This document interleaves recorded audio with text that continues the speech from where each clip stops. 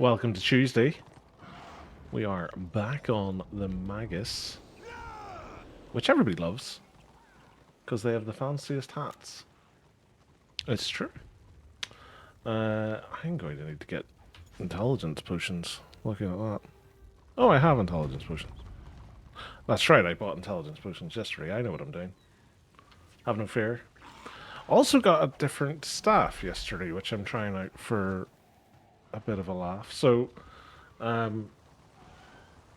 if you were here yesterday, you might have seen. I noticed that I had the Annihilation quest. And I thought, you know what, I'm going to go and do it. And I'll maybe get a funky new staff look.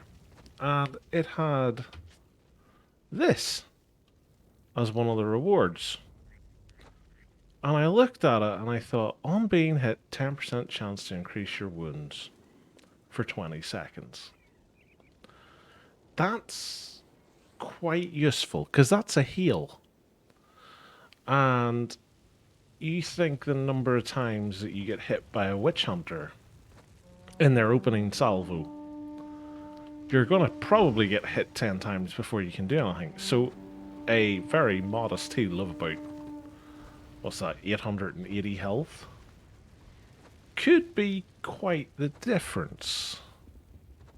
So I thought I'd give it a try for a bit. And see if that works out in practice. I'm going to guess that it doesn't. But, yeah. It has me kind of interested to see what the other Epic Quest weapons are like. Because if there was one that had like something similar, only it was a shield, that could be quite cool.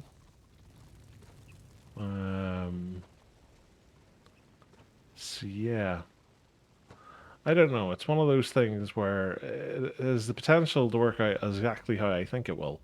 It is the equal opportunity to be completely useless. That's a lot of order.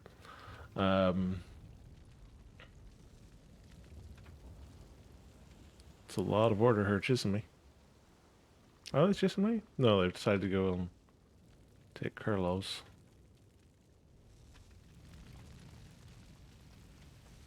Or not. Have I? They have.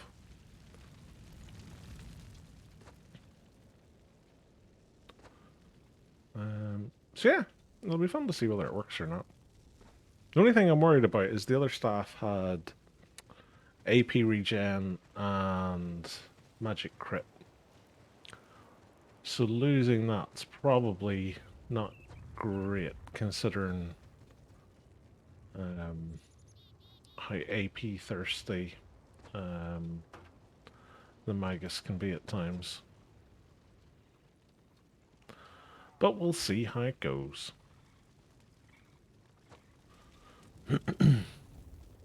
Worst case scenario, I just switch back and use this as a alternate appearance item. But it's worth trying it.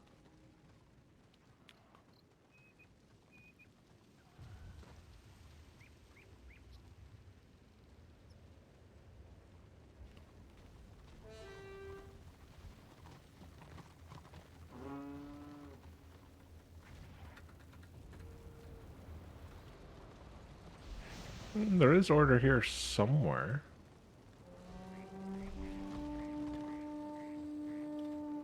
There's one.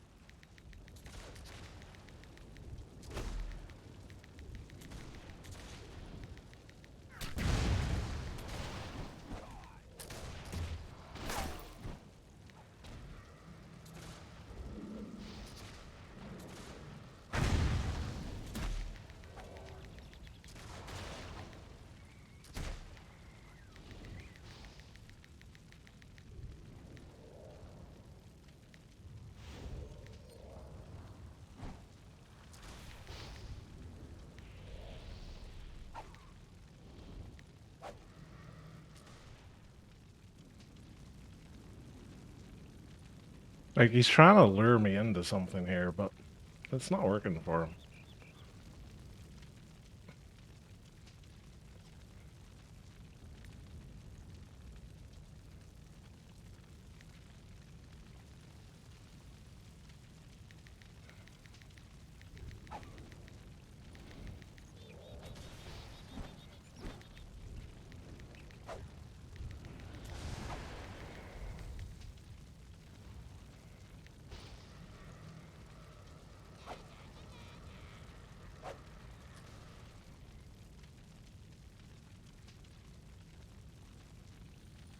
And he's running away.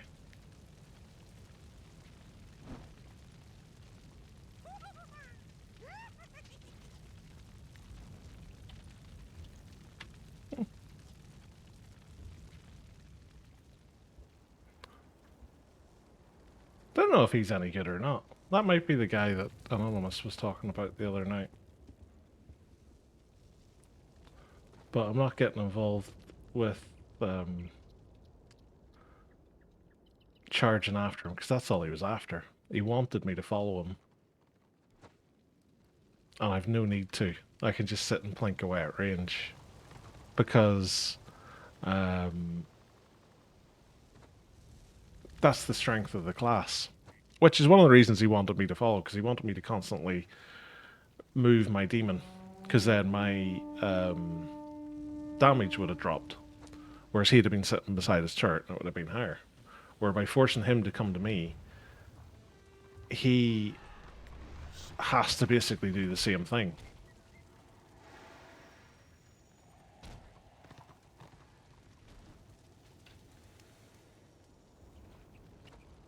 And my Magus at the minute is tough enough and has enough sort of HP regen and then the heal from the staff and this that grand scheme of things he's not gonna really bite through me that easily. Like, it never felt like he was doing enough damage to me there that it was gonna be dicey. Other than one of those initial salvos where I used my draft to recovery.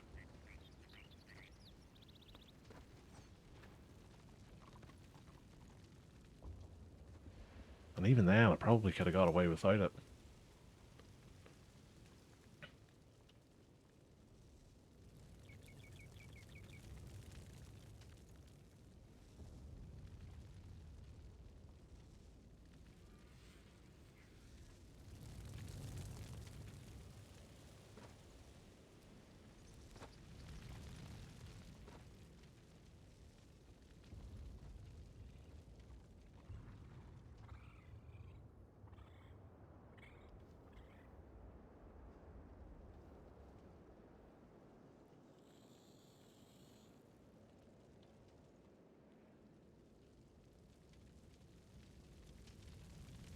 Only annoying thing about it is it's locked me out of scenarios now for 6 minutes, which is not the best.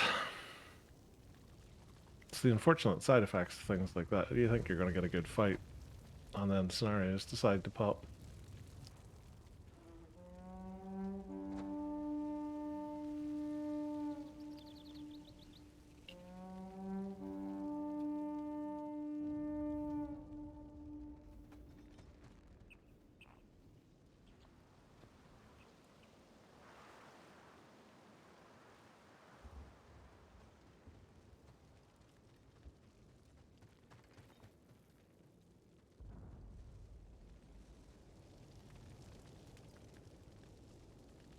I was actually sitting debating for about 20 minutes before I started the stream what character I was going to play tonight, because I was like, do I really want to play the Magus again?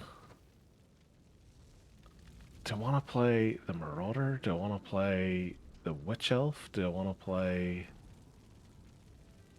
the Zealot? Maybe? The Blackguard? So many choices. And like, I logged into a few of them and I was like, just sort of doing general maintenance with them, of like clearing out mail messages and stuff like that. But It's like I was really struggling to sit with one and go, do you know what? Do I want to play that for a few hours tonight, or do I want to play this for a few hours tonight? And normally I would be spending like 30 minutes or so around dinner time just sort of watching other people's streams to get an idea of how the game's playing. And I hadn't done that today, so um, I didn't even know what I was walking into, and I was like, very, very tempted just to go and play one of my greenskins in Tier 1, actually. But I kind of want to get this guy through this to get him some more war crests, to get him closer to Invader. So, Magus it is. Technically speaking, like at the end of this renown rank, when he gets to 63, he'll be able to wear all of the Invader stuff, because Invader seems to be like a really low renown level, which I'm guessing is just because it gets so so condensed at this point with like Warlord and Sovereign, because you have to fit Sovereign in for 80, and then you have to fit Warlord in for like mid 70s, so you can't really go, yeah, Invader like high 60s. Because then the whole thing would be, well, don't really have enough time going between Warlord and Sovereign.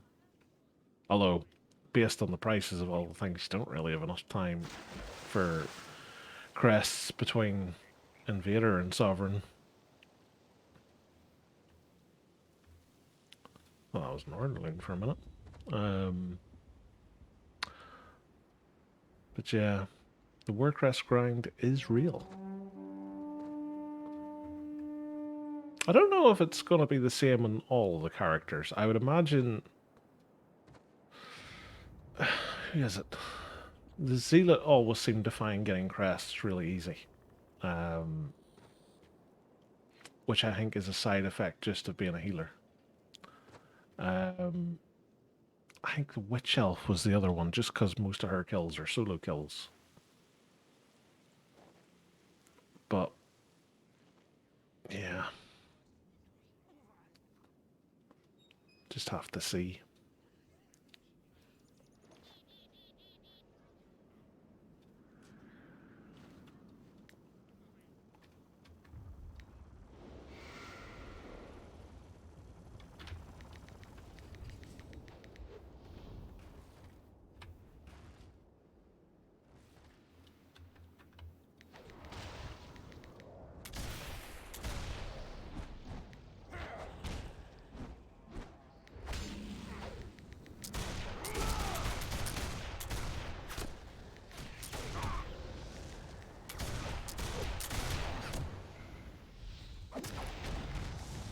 And here lies the problem.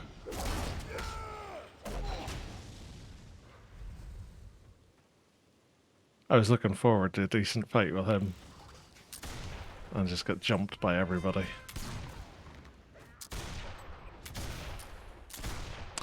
This is the reason why I think he struggled before. I get the sneaky suspicion he's set up specifically for like under 40 feet range, and me being up that hill was really limiting him, which is why he wanted me to jump down, because right there he was running straight in. So yeah, I don't know enough about how the engineer is. I can only assume that they're very similar to the Magus, but yeah. It would have been nice to see how that would have went, just 1 versus 1, but you're never going to get that lucky, unfortunately.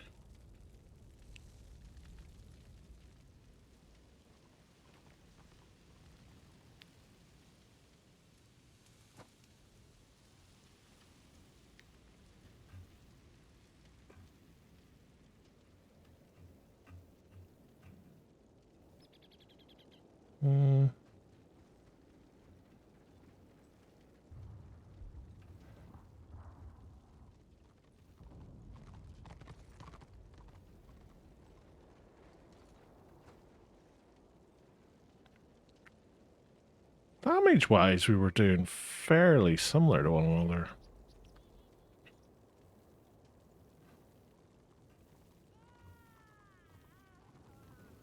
Looking at it anyway.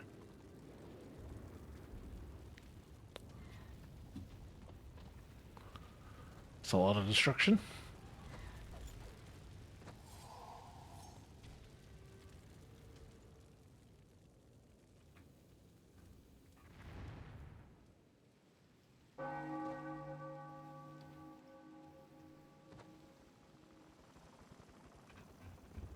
That's a helicopter.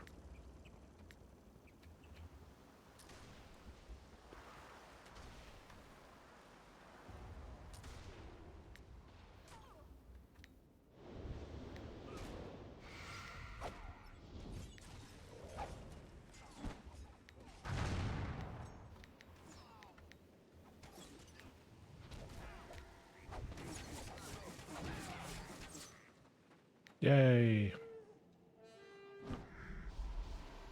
That's a weird pair to see running around together as well. An engineer and a knight of the blazing sun.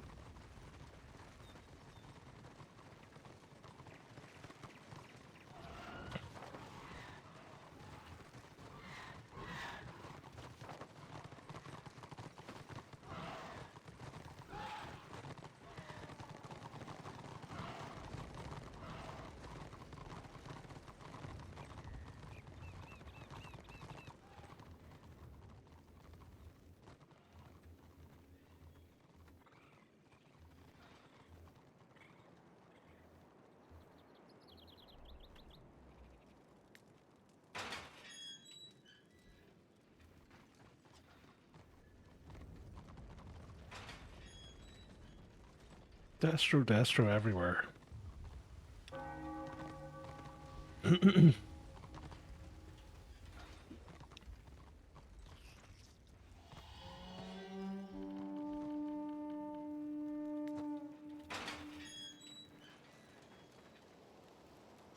Certainly seems like Order's an endangered species at the minute.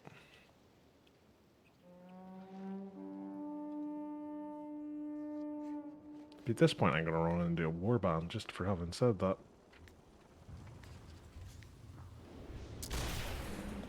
Oh, goody.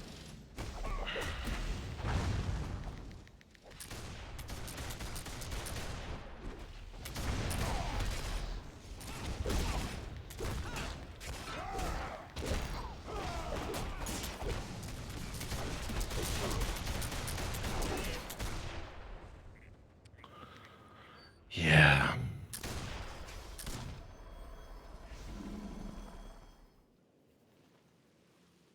Joy. Speak up. Oh, I can do scenarios again.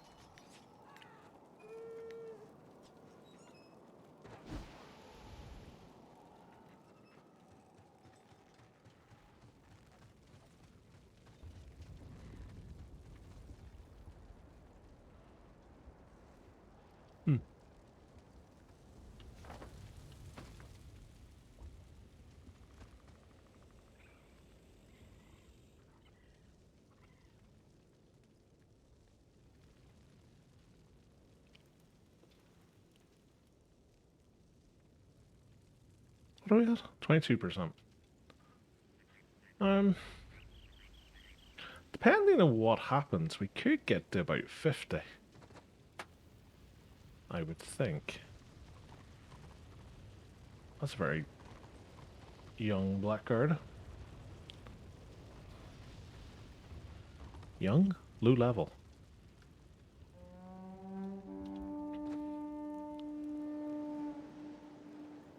It's a very high level marauder.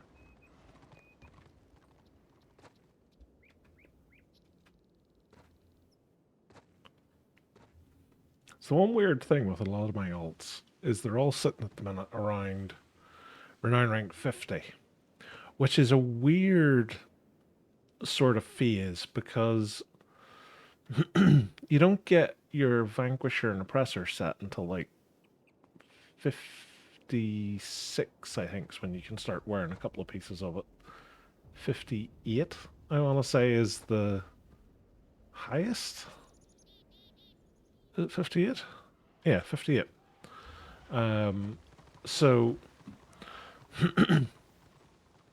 like, they're at a point where they're almost, like, stuck in that they'll need probably a week or more solid playtime to get them to wearing it.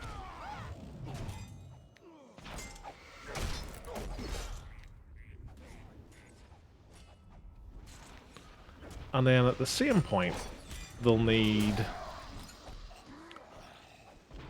a whole bunch of crests as part of that.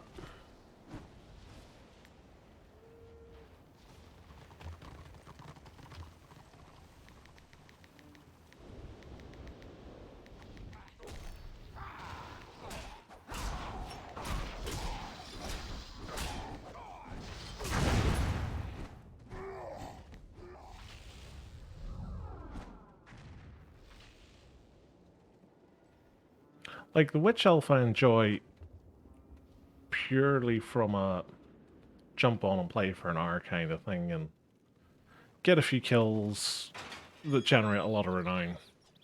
And that's that. Like, that's fun. The Blackguard kind of needs more of a focus to it because it's a tank. You have to be doing scenarios or some sort of similar thing to generate it. The Zealot you can pretty much do whenever you want.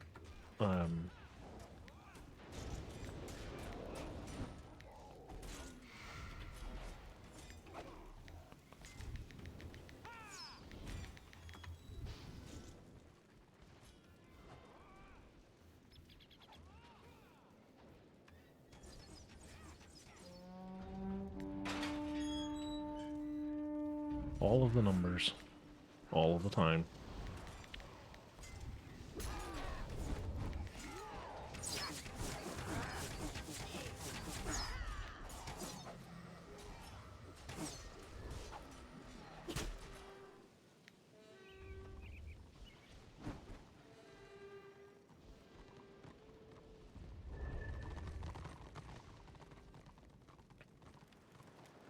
Although, what I would really like to do with the Blackguard is do Chapter 22 PQs. Purely because I want to try and get the Onslaught helmet. That's it. I just love that helmet.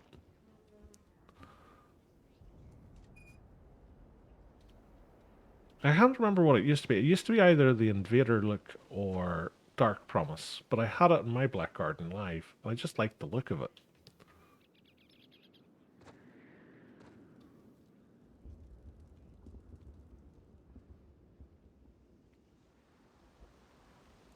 It's the one thing that I would quite like them to do in this game is come up with like some way of just earning like appearance looks, like not the sovereign stuff because that needs to stay bespoke, but just the look of specific sets, whether it be stuff that you can't get yet like Tyrant or Dark Promise or any of the others really. Like there's so many good looks available for different things. Like even the same thing for like staves and swords and shields. Like it can't be that difficult to generate something that you could pay, I don't know, an obscene amount of gold for example, or crests of some kind. Probably gold, because I think they'll probably run into a position where it's like, well, what's the point of gold? Usually seems to be the way with these kind of games. And something like that would be pretty cool. Shouldn't be too difficult to do either, because you just create like an item and then copy and paste it multiple times and then just give it different looks, call it different names, and then it's just used as an appearance thing.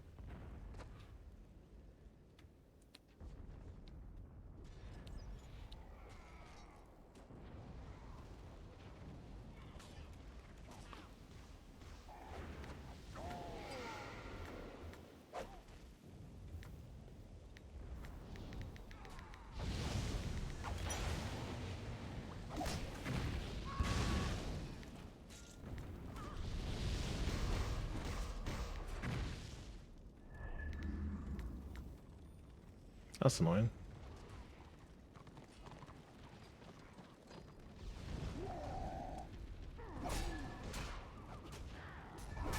Oh, very nearly killed that bright wizard. If I could have only got another dot on him. Like, either we've had a load of people just join late, or something fishy's going on, because, like, they had a massive lead. I just walked straight in there, and now all of a sudden, we have a ton of Destro in there. I'm so confused. Like, this scenario, beyond all scenarios, I can never understand how it ends up the way it does most of the time. Because it never makes sense.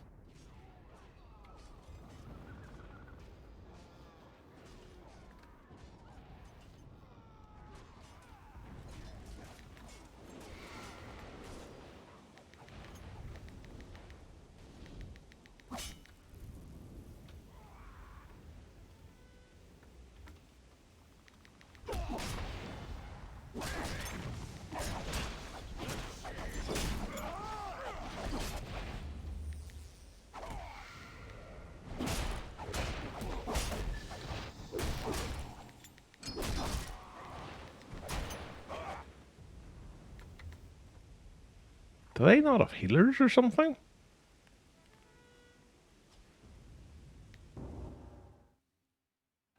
No, they did. I'm so confused. Like, Destro lost that by a country mile. And, like, I can't see a reason why they lost it other than they just didn't cap the point. And it didn't look at any point like they were interested in capping the point.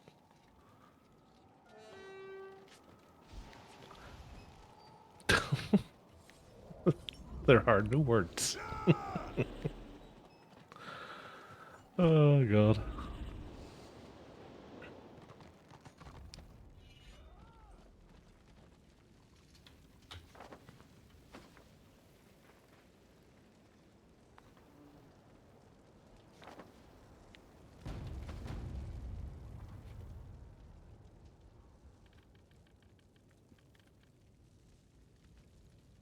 We have managed an amazing 3% on our renown.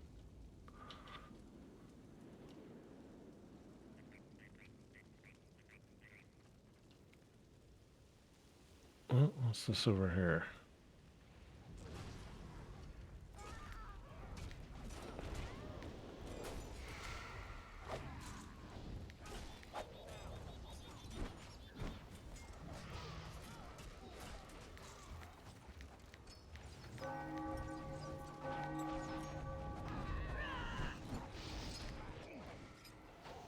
Hooray!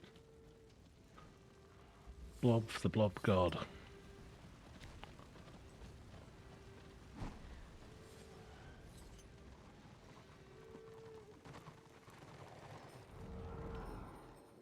Oh, Order have had a small uptick in their numbers. I wonder if they were just all over in Dragonweight trying to get Covenant of the Flame up to 1 star. Because, like, they've still got a massive deficit. Deficit? Deficit. I can barely speak. I swear I haven't been drinking. It's not close enough to Christmas.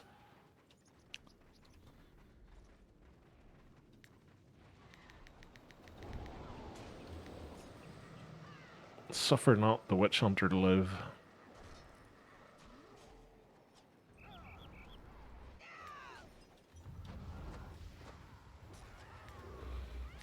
Lol. A white line getting pulled back. There's something poetic about that.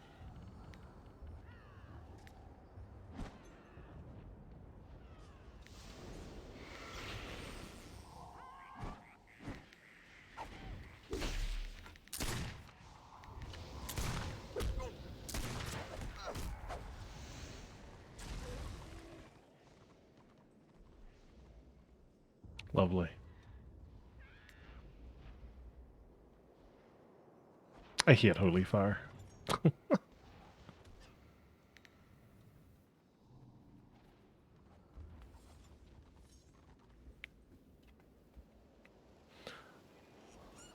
Unfortunately, as a Magus, there is not much I can do against them.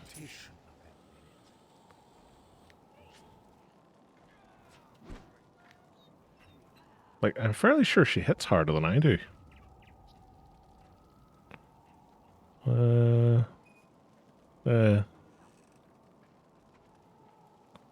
500, 440.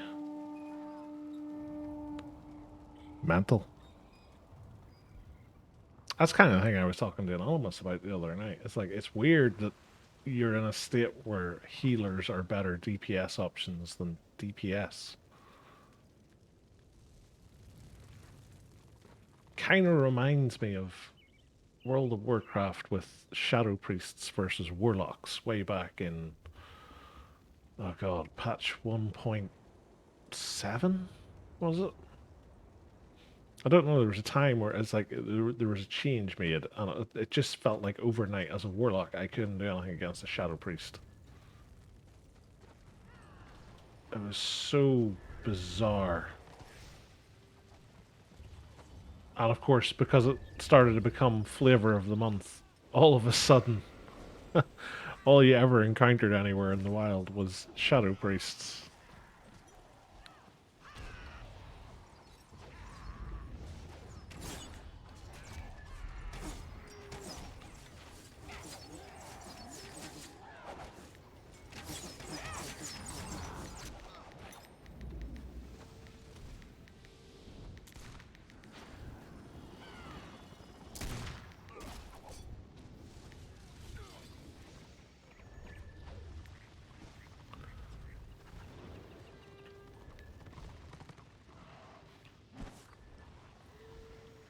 I actually went back and played World of Warcraft back in, I want to say it was early August. It was just before I started streaming. Um, and the only reason I was playing it was um, I have, oh god, what's it even called? Blizzard's thing. Battle something? BattleNet? Something like that. I had it installed and I didn't realize I had World of Warcraft installed and I'd just been updating. So I went in and you can play it for free at like, I guess like level 1 to 20 or something like that. But there's like a whole new starting thing. Like you don't start in Terracefall Glades and stuff anymore, which like really just weirded me out. I was like, where on earth has this come from? Like it's probably been in for years, like since the last time I ever played it. Um, but yeah, I just find it so strange. Like it's good that they're thinking about new people coming in and sort of giving them all ideas on how they should do stuff. But yeah, it was a weird experience, and like it still feels very fresh.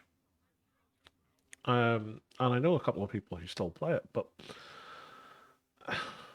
like when I played Warcraft, I played it for PvP.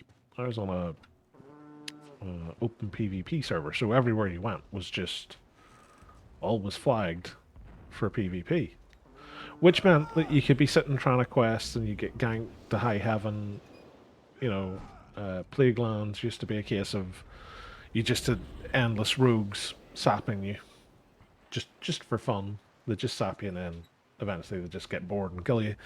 Um, but like it was the whole thing with this game. Like the whole reason I wanted to come and play this was like the PvP aspect of it. I just liked roaming around, and it's the one thing I never get when like you see people like not wanting to get involved because it's going to affect their kill to death ratio and stuff like that. It's like, why are you worried? Like that's part of the fun. Like it's what I always go back to with like World of Warcraft. Is like, yeah, it can be frustrating at the time if you're constantly getting stomped, but like in the grand scheme of things, you know that's what you're playing. You're playing a PvP game.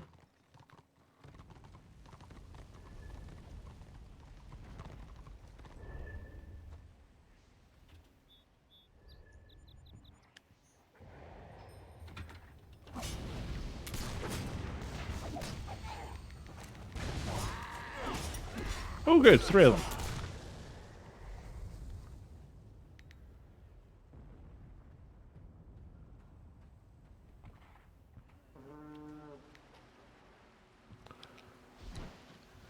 I thought there was only 2, I didn't realize there was 3.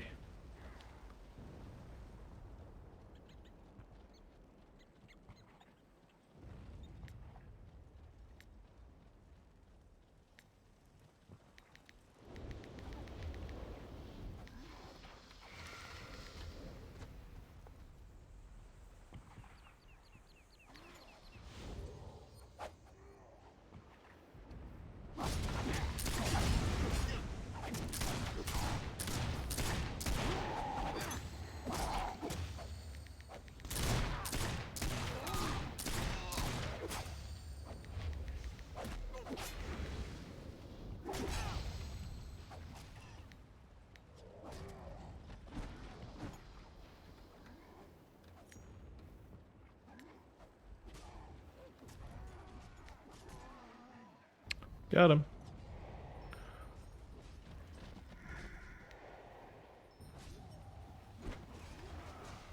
I was gonna say that's a bad sign I'm starting to get heals, because it means they're all coming.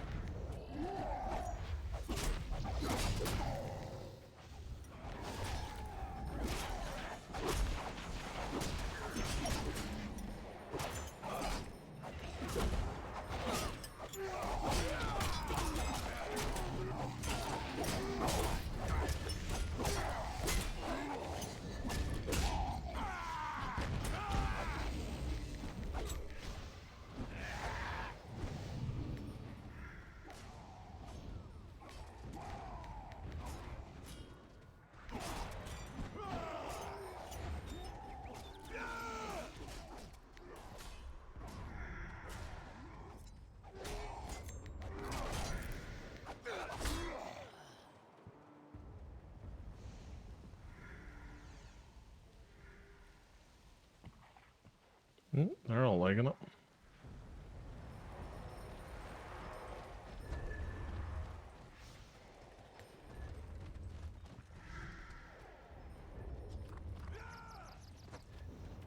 Damn it, I wanted to jump.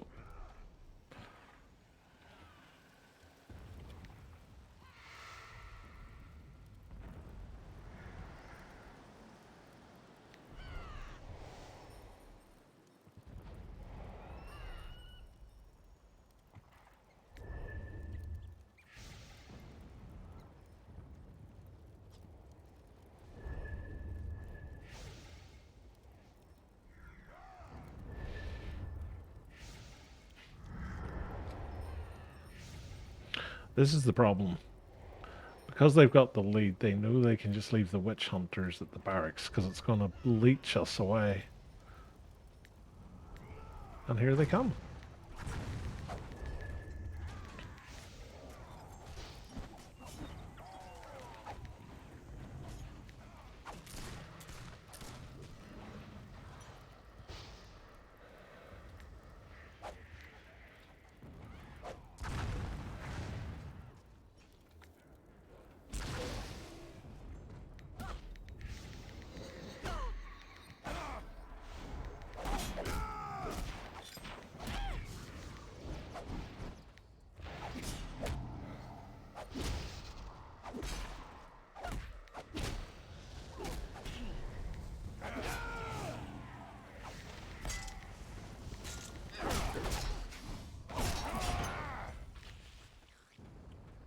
Joy. Oh, hey, Cameo. Guild Wars 2 is fun. Yeah. I have a friend, he used to play the Guild Wars games back in the day. It was something I never actually got into myself. I basically went World of Warcraft, this, and then Star Wars The Old Republic. And I get a feeling I'm about to get witch hunted. Maybe? No? First time for everything. Oh, it's because they're all over here. Playing with our healers.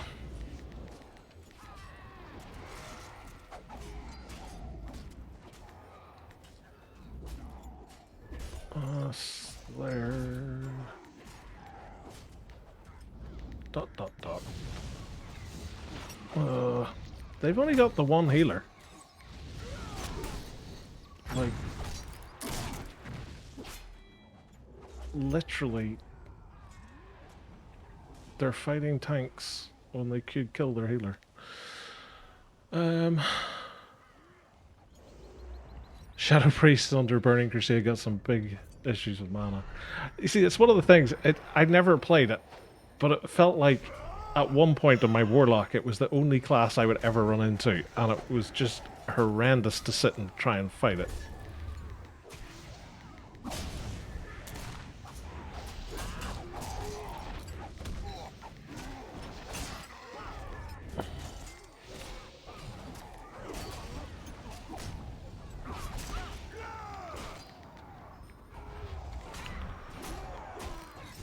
Hey, we killed the healer!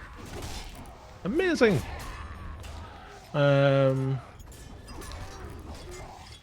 Yeah. Soul Link was great for the Warlock whenever it got it. Like, I remember playing before it got it, and it just felt like one of those weird moments where all of a sudden, like, it went from being not really useful at all to almost overpowered. Ah, okay.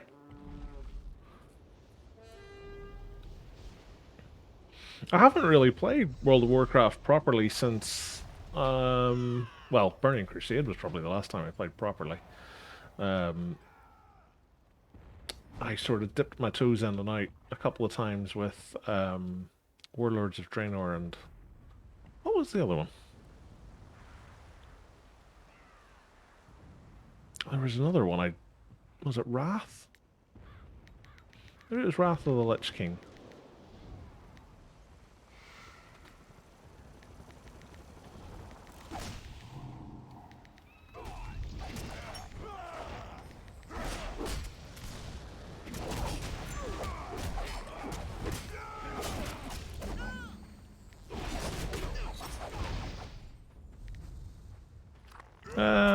Did I get him? No. Should have got an alert. Dot on him.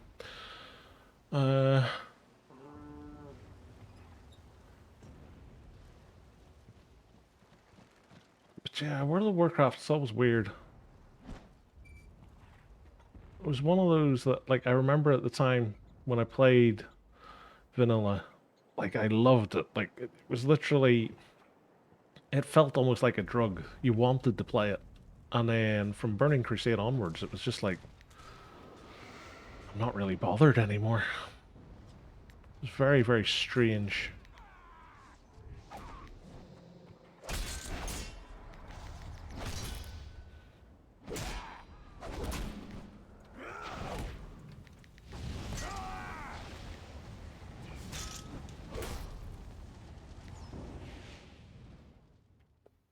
$12,000 or 9. I didn't expect us to get anywhere near that. 4 for 4. I have a friend who actually plays World of Warcraft at the minute, so I must ask him about the PvP. Uh-oh. Ha! I did it again. They're gonna be raging. They thought they had an easy kill.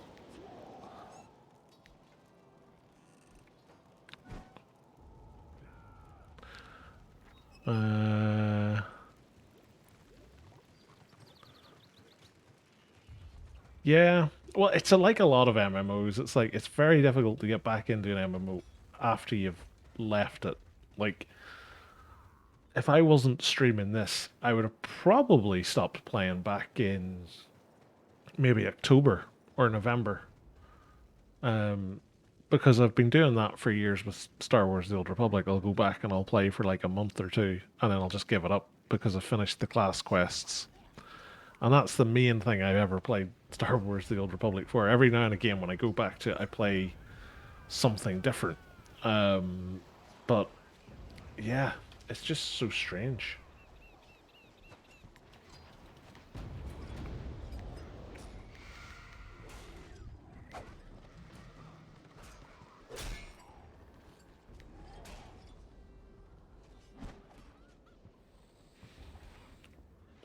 Yeah, SWTOR's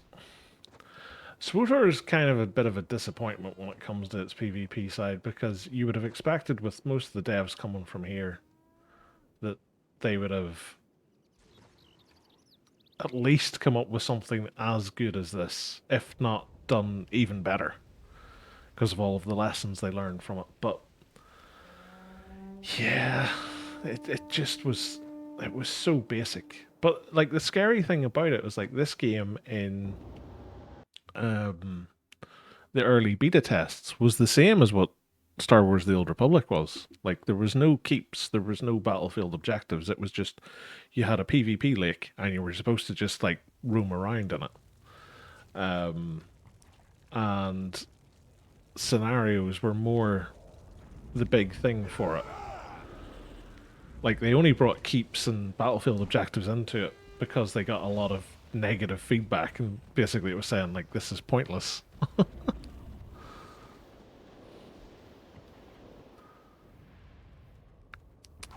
Yeah, I remember getting so excited for Ilum when I got my Sith Assassin ready for it, and it just felt like such a letdown. I don't know whether it was the server I was on just didn't have the population at that stage for it, or what, but yeah, it was it was a bit of a disappointment, it must be said. But I did manage to get some of the armor at the time before it all got taken away, which is the one thing I liked. But you can get it all now anyway, so... The shame. They've got a healer from somewhere.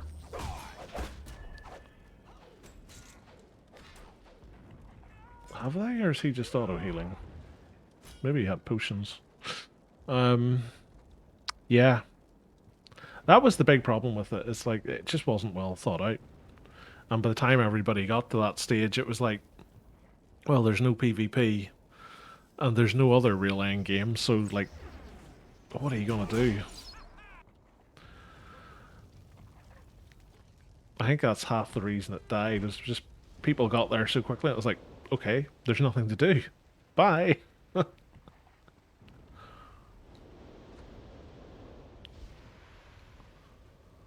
I always love to see a tank who doesn't want to go in first.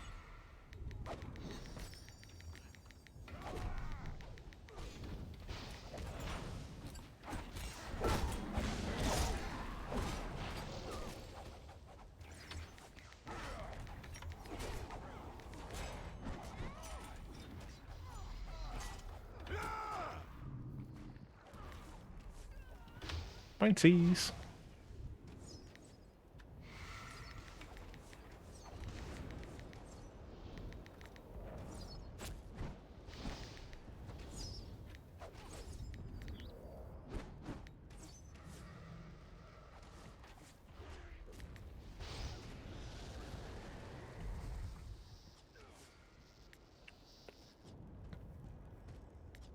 Yeah, like that was its other big problem, was like it never got the content.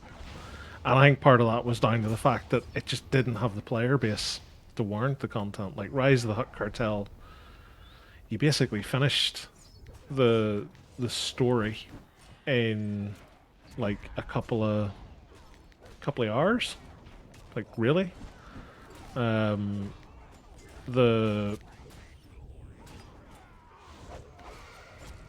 Other than that, like it didn't really add anything. Like it was just blah.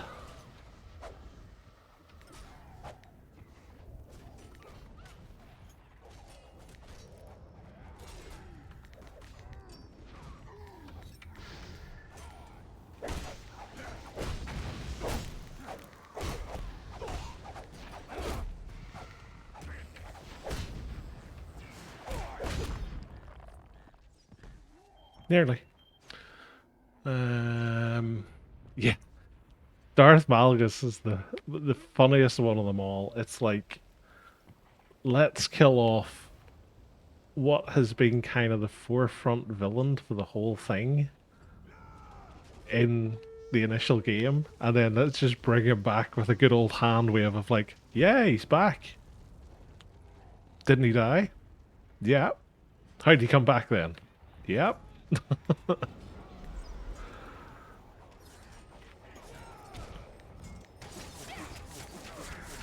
Like, it felt just the exact same as George Lucas killing off Darth Maul in The Phantom Menace. It's like, here's the guy that you've basically hyped up for years in the run up to this, and now he's gone.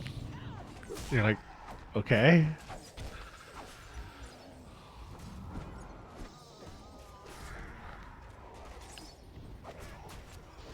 And it was the same. I didn't like all of the heavy leaning on Revan either, because that just felt like, well, this is a character we know everybody likes. Let's just try and work our way through with that.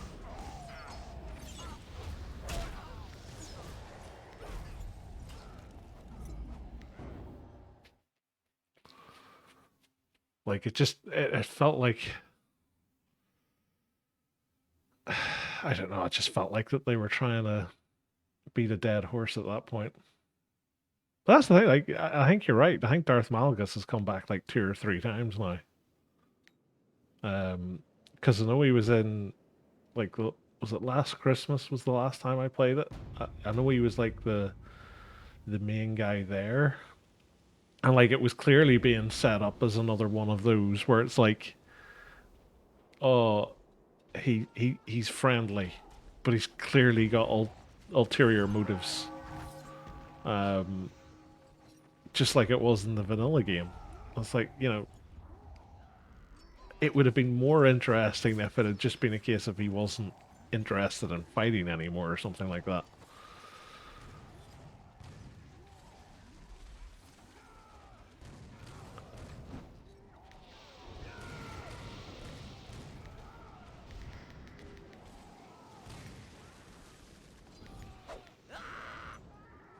Yeah.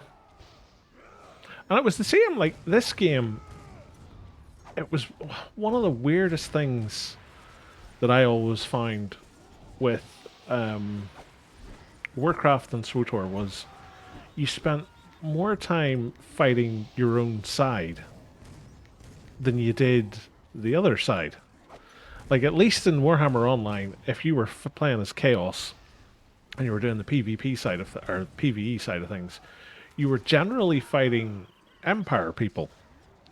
And if you were a Dark Elf, you were fighting High Elves, which made perfect sense. But like in SWTOR, like you would play, and more often than not, you'd be running around. You'd be yes, you're going to go and fight other Imperial people. It's like, why? Is it just because they're faithless people, so you can get a lower ESRB rating? It was the same in World of Warcraft as well. Like you were running around as an undead person, killing other undead people, which I know in lore kind of makes sense, but it just felt weird.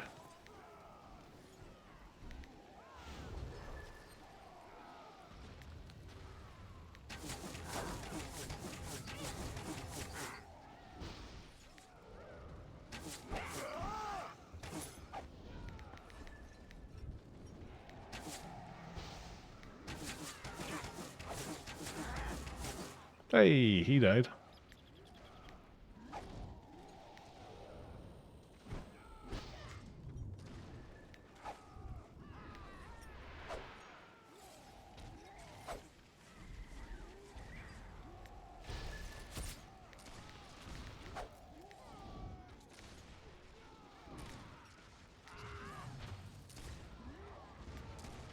Oh, they got a lot of people in from somewhere.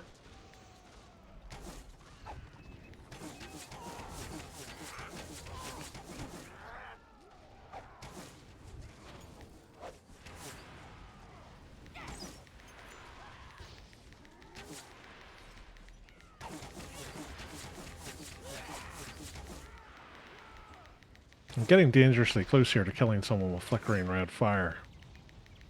It's like, I can't think of anything worse for someone.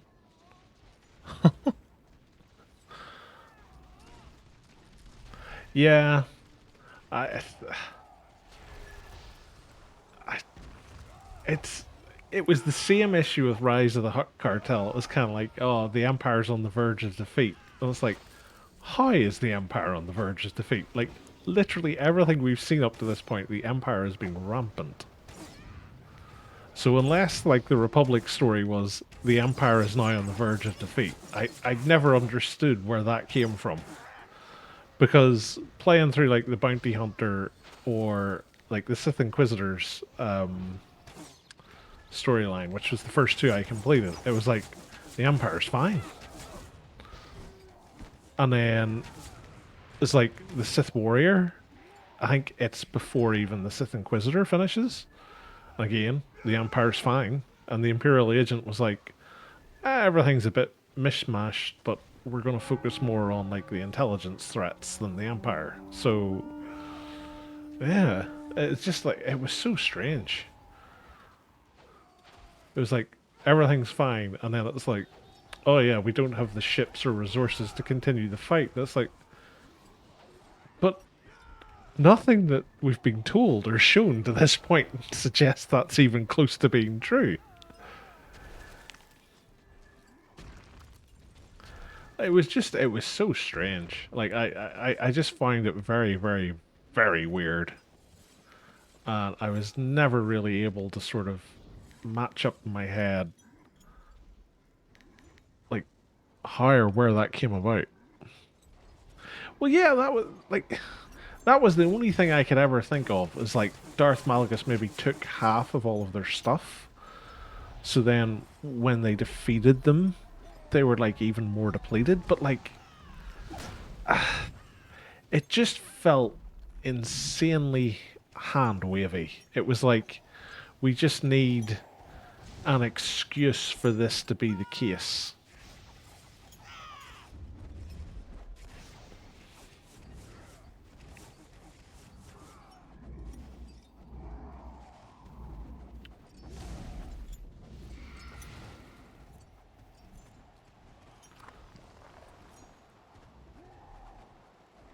There's someone late to the party.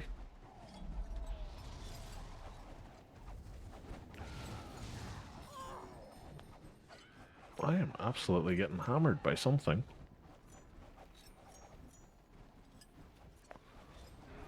Them up there firing cannons, I think.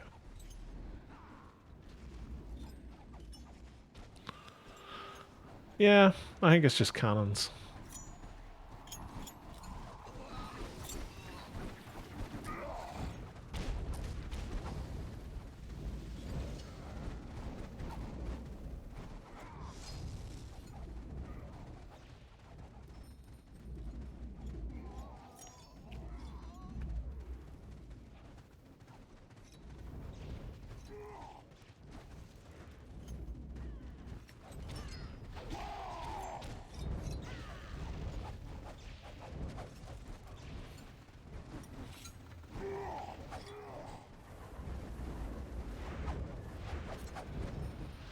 I always laugh at this guy's name, Michael Stone, because over here in Northern Ireland there was actually a terrorist called Michael Stone. And like every time I see it, that's all I can think of.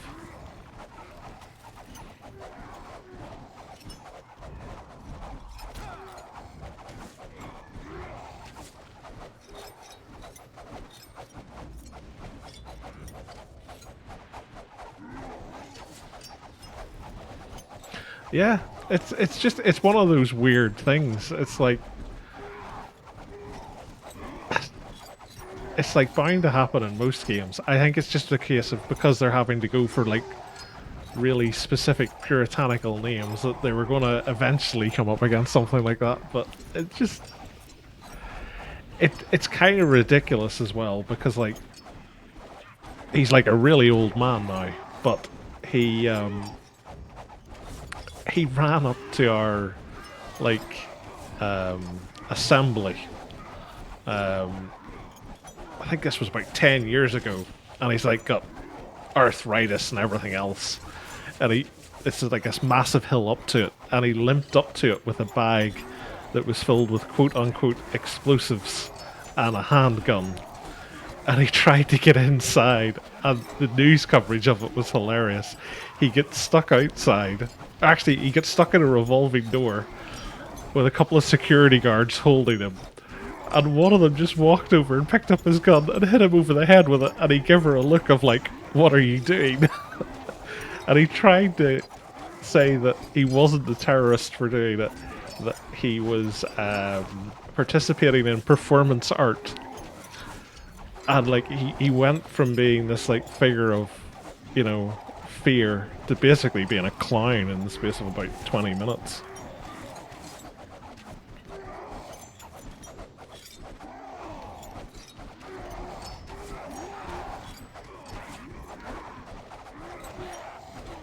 Oh, it's just this country through and through. It's full of absolute nut jobs.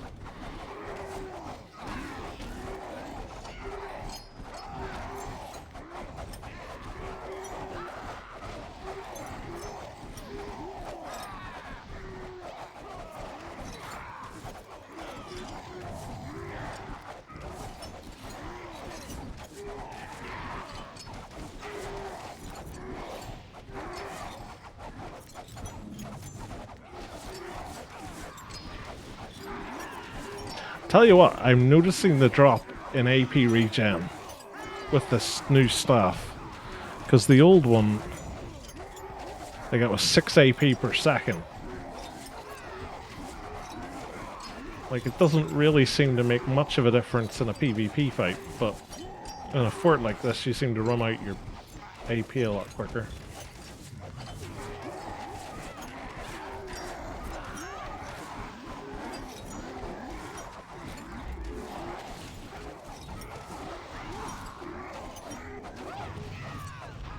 Hooray! We did it, team. There's still orderlings around here somewhere.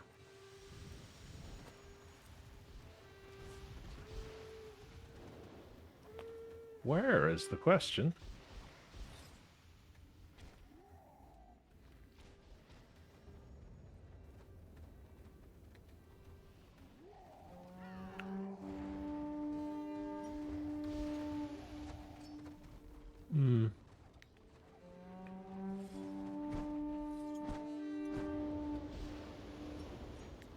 Ah, they're up there.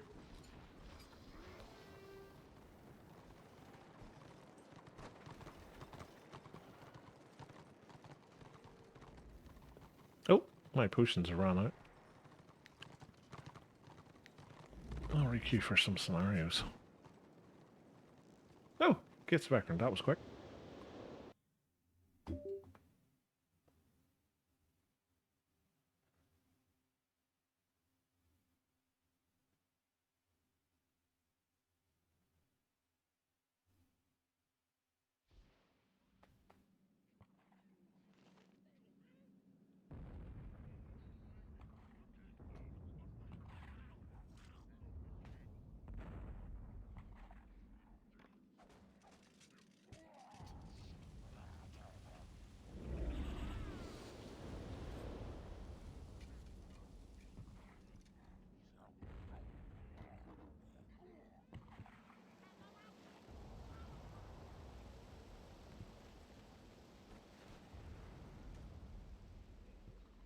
Oh crap, we've already started.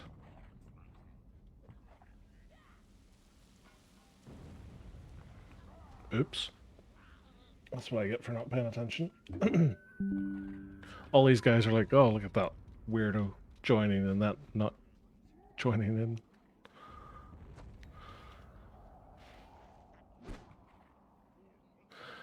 BBB staff are nice. I didn't know you could actually get a staff from either of the dungeons, I have to admit. I'm so out of sync with how everything works since coming back, because so much of it has changed from like how it used to be.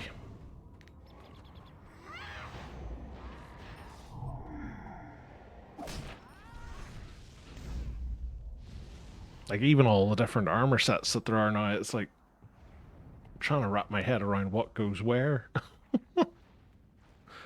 It seems so much easier when it was just Annihilator, Conqueror, Invader. Warlord Sovereign. Done.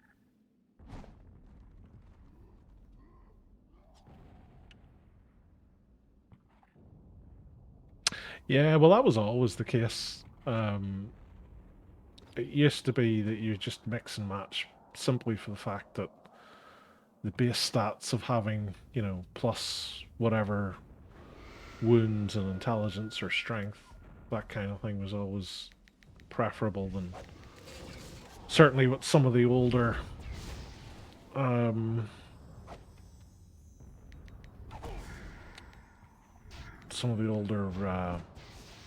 doodads.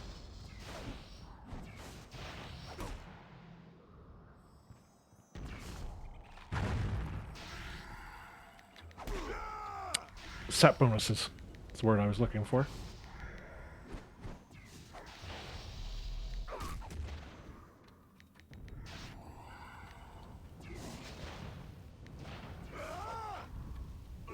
Can't be that long until he gets some friends coming.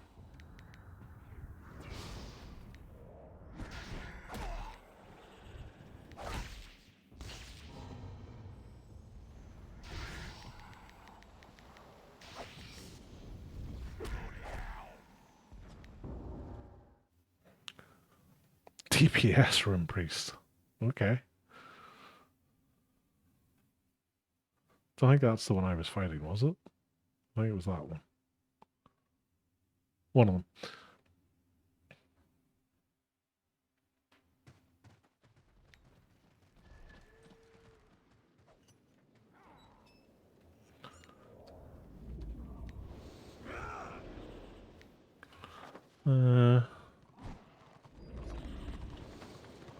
Fighting over the BOs.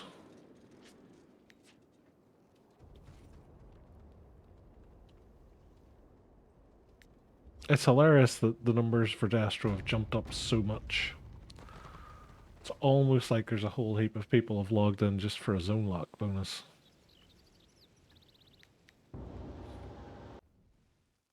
It always feels the way.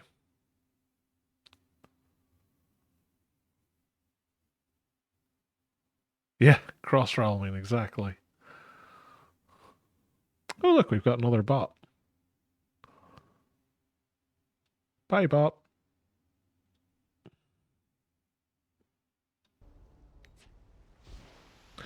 It's one of those things, it's like, there's no real way to stop it. Without... Because you kind of need to have some level of cross-realming with such a small community. Because if you restrict people to just one side or the other, they're gonna get bored very quickly. And they don't have enough people to have two servers to allow you to have, you know, order characters and one Destro characters on the other. So it gets to a point then when you're sitting there and you're going, right, well, you have to allow it. If you restrict it too heavily, you're not going to have a player base. So you're then into the point of what can you do? And like the only thing that I can think of is you either put in like you can't earn crests and renown or something like that for a period after you jump over, and then you've got your lockout on top of that, or something else. But like even then, like that's almost too much in itself.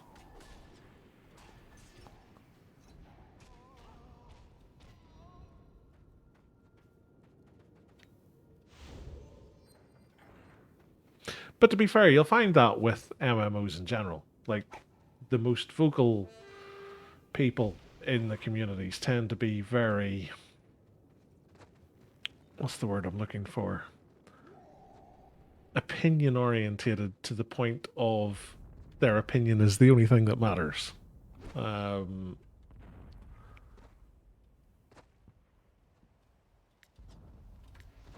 that's the difficult thing with it, because like there's a lot of people in the community who are probably actually quite nice and just never speak.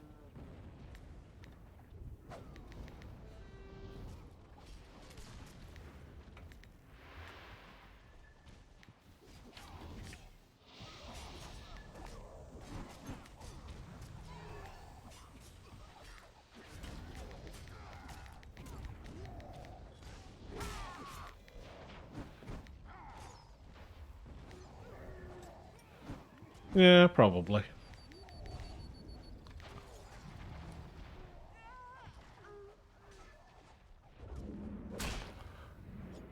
To be honest, I just like staying out of it all. Like, it's one of the things that I was speaking to a couple of ones last night who were on stream, and I was just saying, like,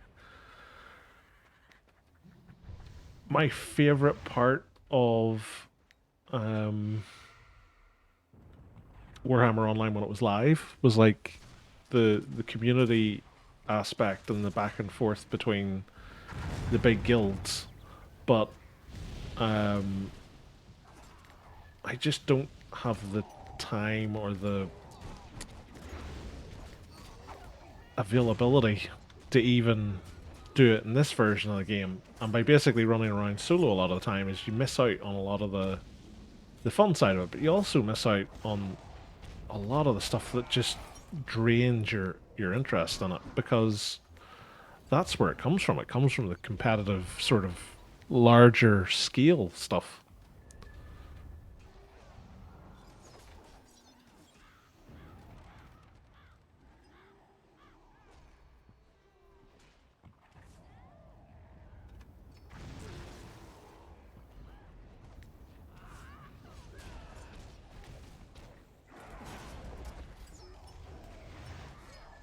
And like, I get it's a group game and it's designed for like groups of people to play and this, that, and the other, but there's an awful lot of people who play it who just want to play it solo or in small, like even two-man groups.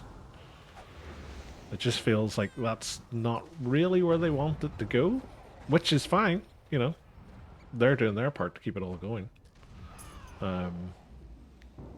And like, it is a game that was originally designed to be a larger scale group game, so you know, there's nothing wrong with it. But I would just like there to be a little bit more for solo folk like me, because I would imagine that there's quite a few. Um, but again, if they want to keep things behind like group restrictions, like, it's fine. It's their game. Like, they're not getting anything from it.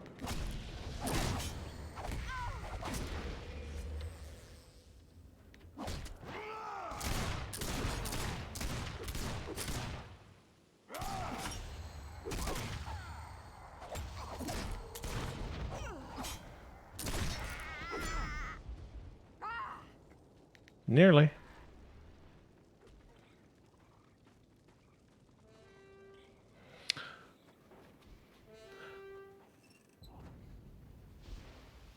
Yeah. That's the thing. It's like it's it's one of those. It's like war bands and premiums is where the fun comes from, because like, it is the more fun way to play. Um, and I can see their perspective on it, because building that community with those war bands will increase retention, and then as a side effect, the more people play it, the more people want to play it. So from that side of things, it makes perfect sense. Um, the witch hunter ganking parties, I just find them hilarious. It's like the engineer snipe teams. I love it. Engineer snipe teams are just so funny to me. You just walk out and you die, and you don't even mind it because it's quite clever in what they're doing. And it's the same with the witch hunters. Like the witch hunters are specking themselves up to be defensive, so they don't have the damage to kill things. So what they do is they just pull themselves together into a group, and now they can kill anything. It's like a risk reward thing, because it's something that you never used to see in live. Like you would find just witch hunters on their own, like they were very solo. Like if you ever seen two witch hunters at once, like it was rare.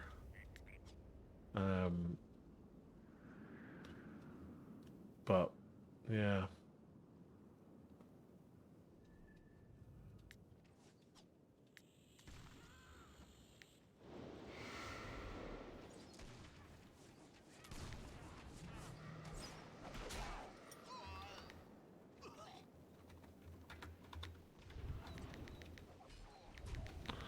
Oh, he lucked out.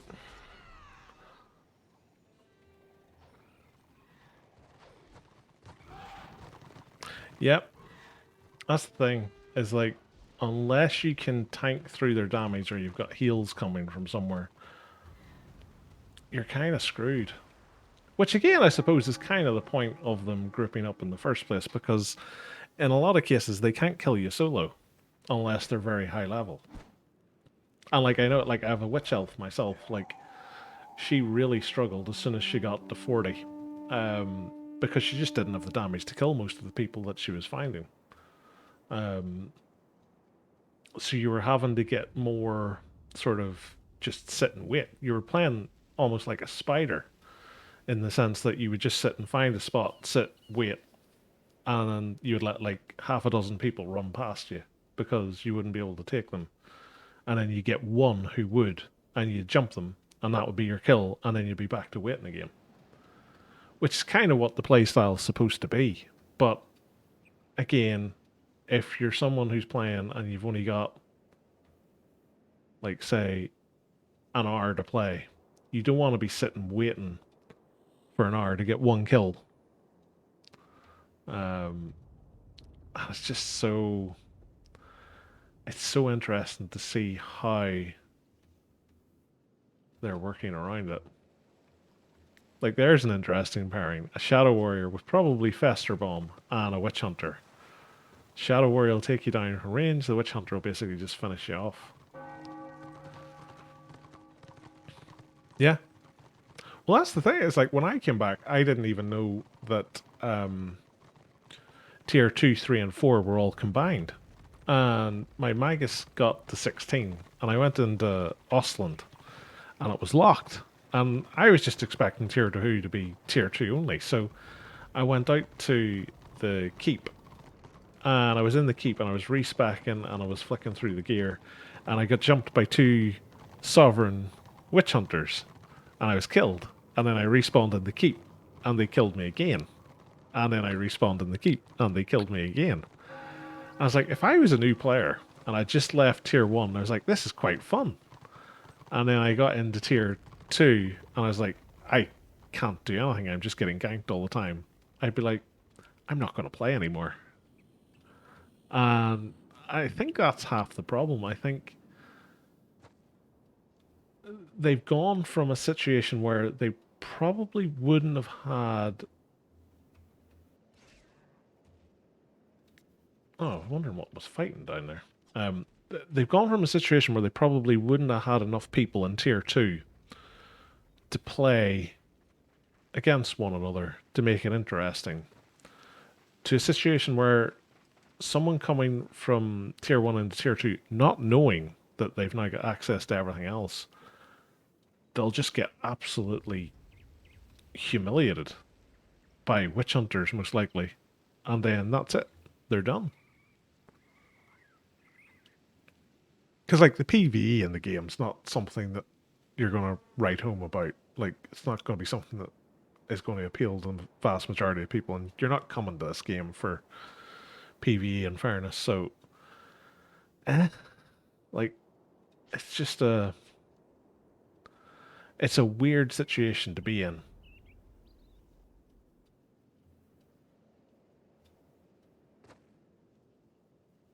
Like, Bolster covers a lot of sins, but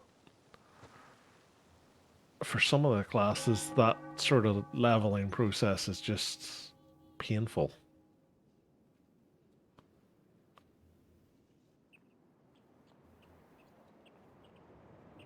That's the thing, Nordland itself can be fun. Like, I remember when the game was ending, you could play for free up until I think it was like level 10. And the amount of people who used to just make a character and play it up to level 10 was crazy.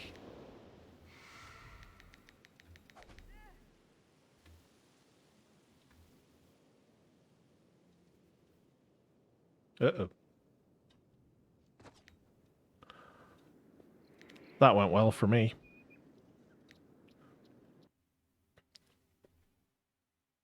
Yeah, Bolster is bad for some classes, in fairness. Like, the Witch Elf, I find, she actually didn't have too bad of a time when she first went into Tier 2. Because Bolster was doing so much for her base damage. Same with the Marauder. Like, when the Marauder first went into like level 16, he didn't have too big of a deal. The problem with it was, once they started getting to certain like level caps, it just felt like they went off a cliff, like they couldn't compete. And then they get their Devastator gear, and then it was like, oh, it's amazing again. And then you'd switch to Annihilator, and it's like, oh, it's terrible. Like, Devastator for the Marauder has a, oh god, it's like a set piece bonus. I think it's like 4 pieces, maybe 5. I can't remember, but it's like an armor debuff, and that armor debuff on its own is like insane, like absolutely insane. Like, the value that brings to the class when you're trying to fight something is crazy, to the point where I actually got the Annihilator gear for him, and then went and got rid of it all because Devastator is still just too good.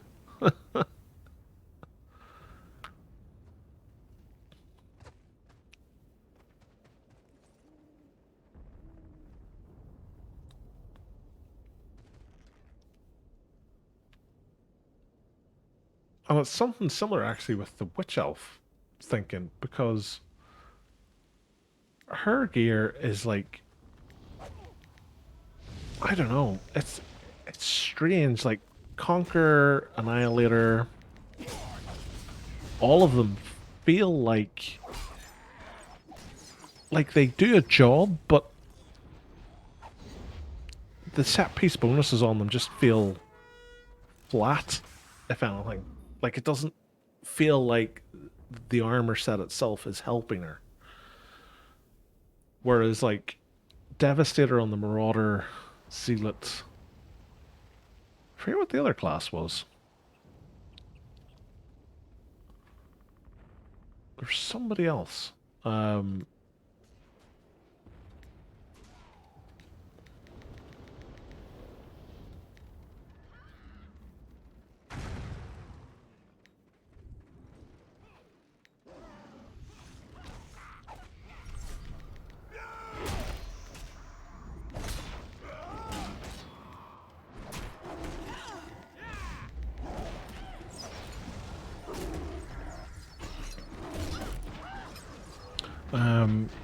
Zealot Marauder, there was another class I had where the Devastator gear was like really strong for them, to the extent where I just kept using the Devastator gear.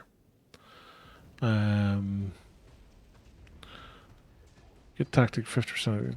Yeah, that's the thing. Like, the Marauder gets lots of really, really good tactics.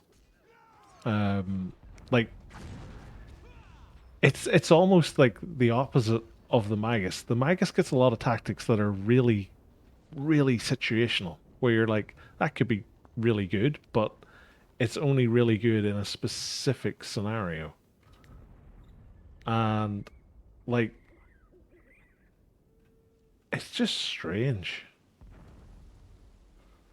Like, some classes, their tactics are just really strong, and others are just, eh. Squig and Warlord gets the armor debuff.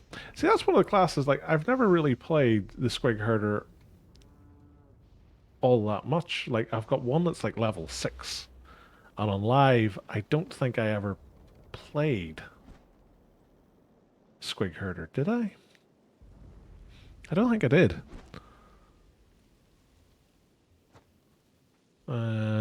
Magus is Bloodlord for the heal debuff.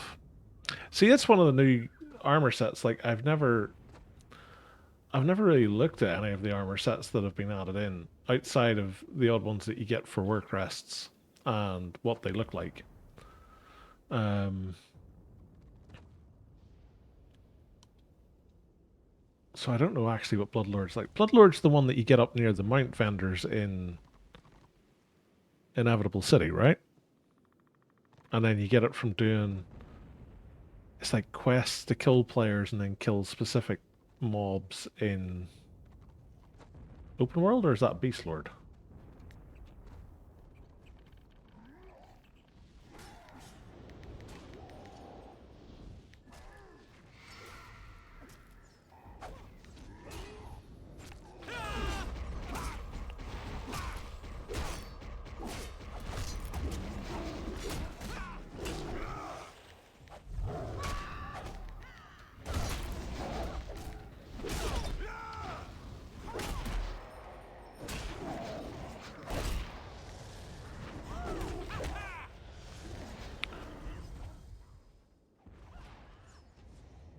Ah, Bastion Stair. Okay. Yeah, why not?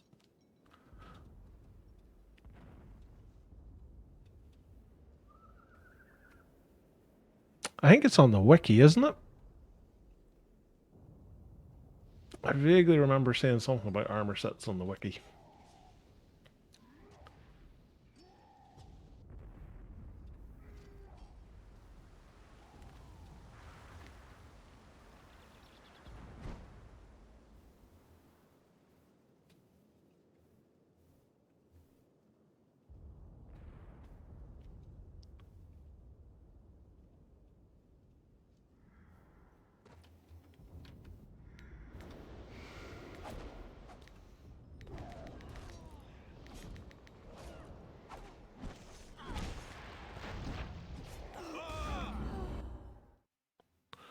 Yeah. I'll have a wee look at it. Actually, well, that's loading. Or wiki. Equipment. Magus. Ba, ba, ba, ba, ba.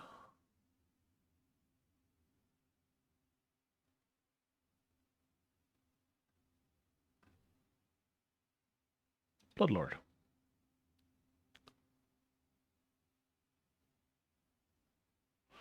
On attacking target or direct heal, 5% chance to reduce build times. On hit, 10% chance to lower incoming healing on the target. Oh, that's pretty good.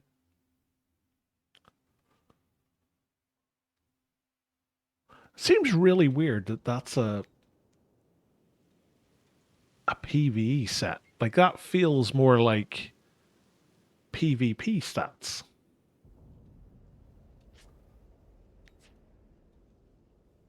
Like, it's bizarre.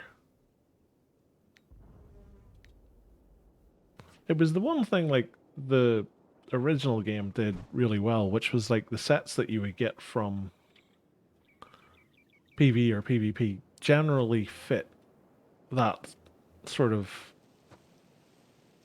area of the game.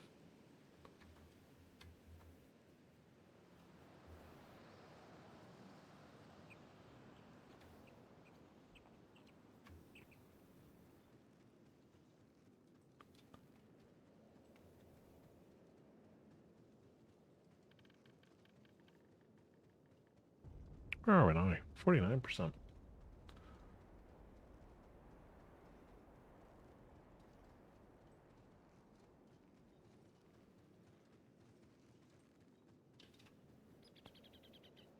Dead chopper.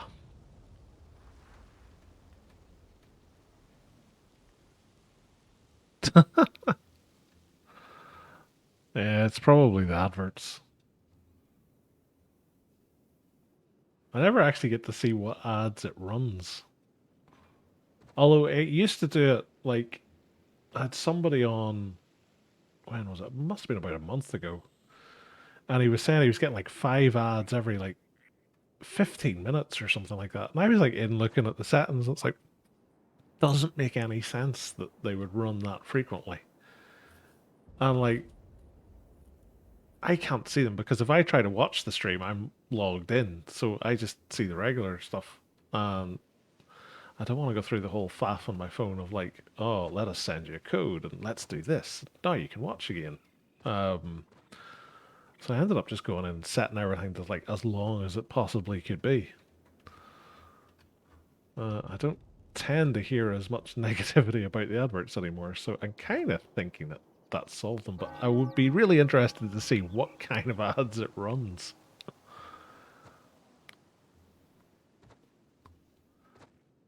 Because I would expect it to be like, it at least tries to tie it to something meaningful to like what you're playing. But obviously not.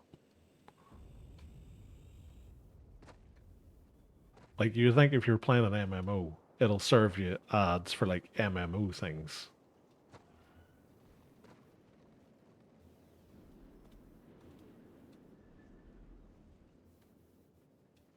Like not just specifically MMOs on their own, but like, you know, um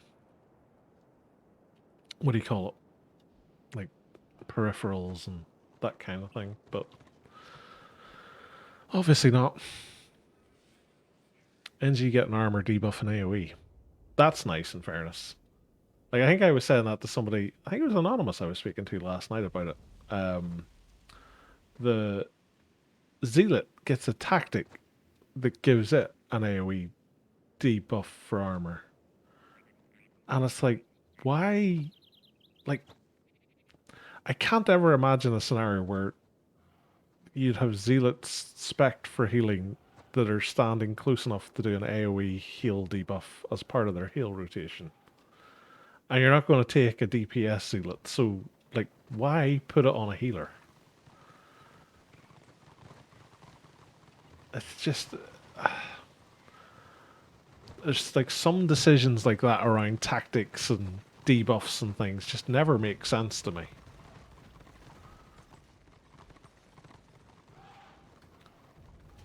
Like, again, it's probably part of the whole ethos that they didn't want people just standing at the back going heal, heal, heal. But, like, realistically, that's kind of what you need.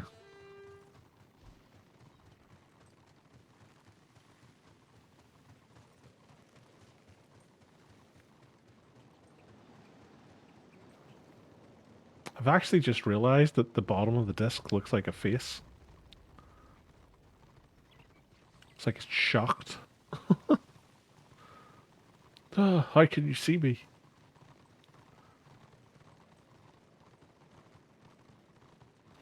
How many years have I been playing this game and I've only noticed that? It says a lot for my observation skills.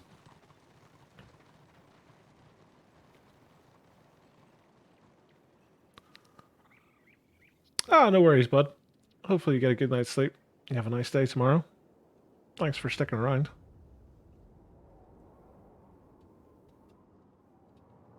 Good to get a chat with you. Solving all of the world's problems, that's what we were doing. And by world, I mean Warhammer Online.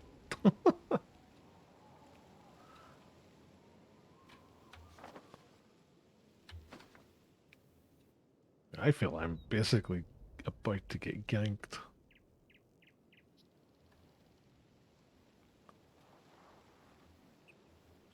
What's that?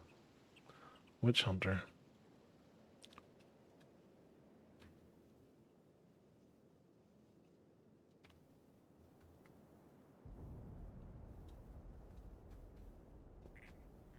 I'll go back this way.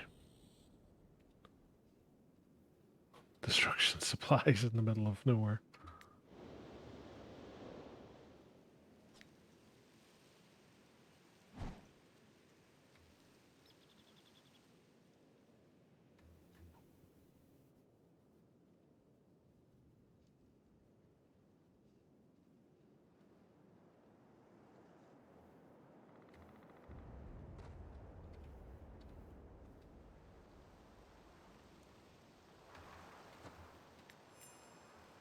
I've learned about the Blackheart Coven.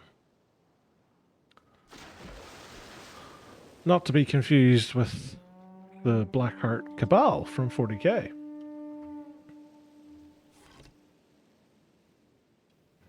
I've just realized... Oh, no. I was going to say I just realized I could have went to the keep, but that's the order keep. Oops.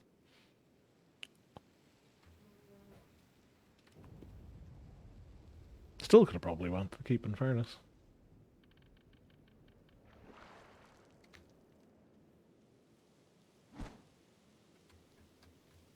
I'll take it up here.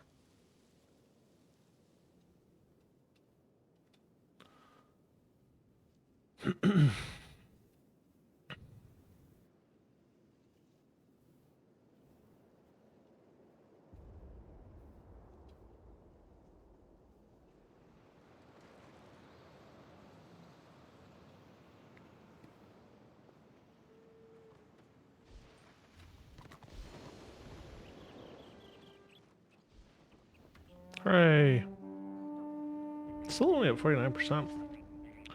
What's our crest situation like? 246. That's not bad. That was down to like 80 or something the other night. Right. What I'm going to do is I'm going to log on to one of the lower level characters for the last bit of the stream. Actually, might do some crafting.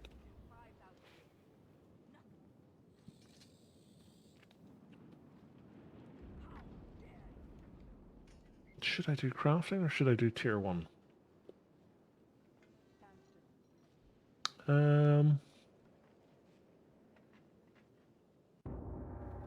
Let's see.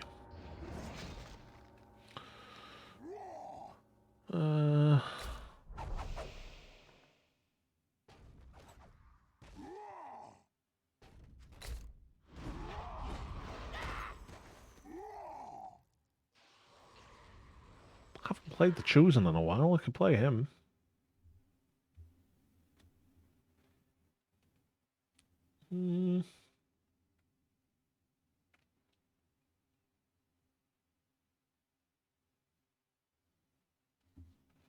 I don't know.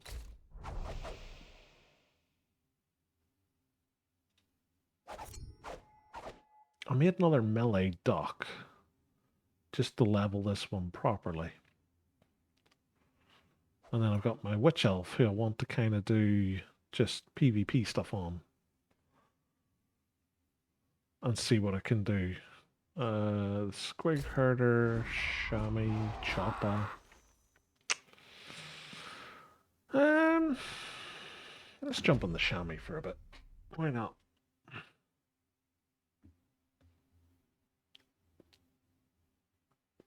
can barely remember how to play the chamois every time I jump on it.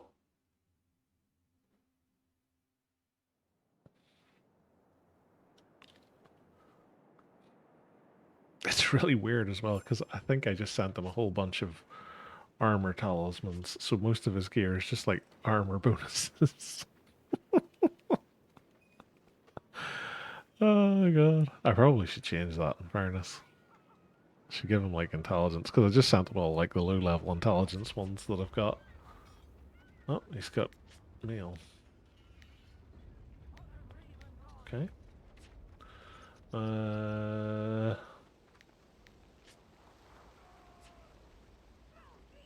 Blighted Isle.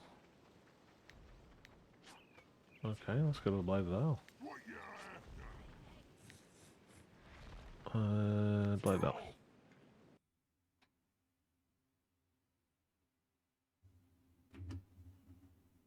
I forgot about my tea. I made this like an hour and 40 minutes ago. Ooh, look warm. Don't think he's got any potions or anything, do they? No.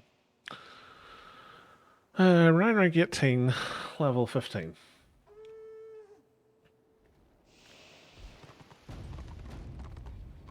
Let's see what shenanigans we can get up to.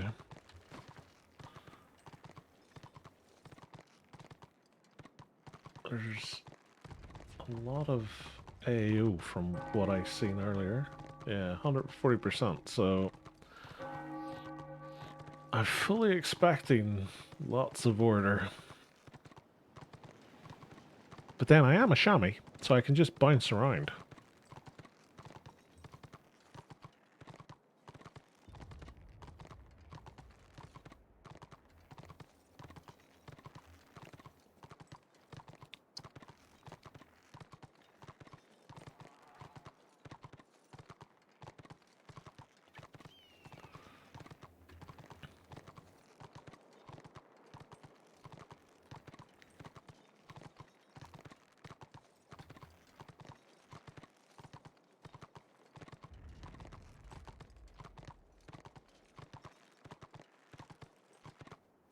Oh, these do damage.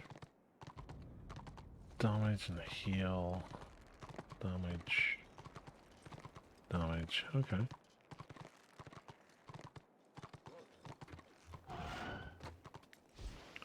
Supplies.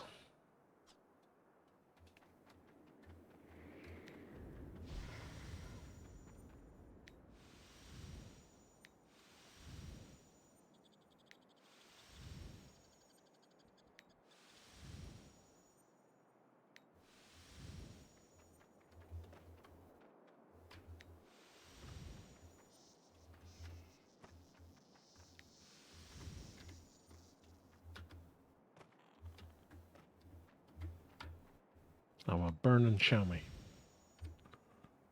There's a shot.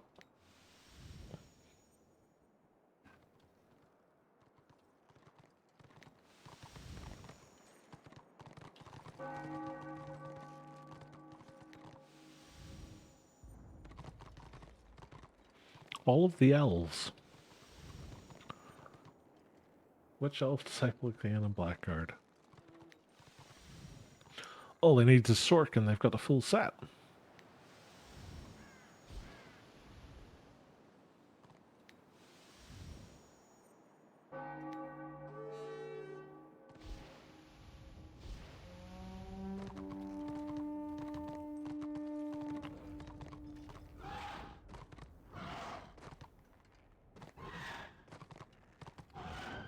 I don't even know what I'm going to do with this guy once he levels out of this tier, because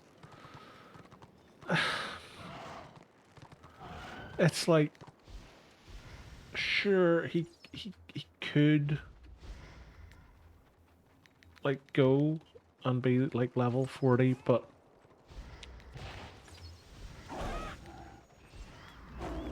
would you want him to be level 40 is the question.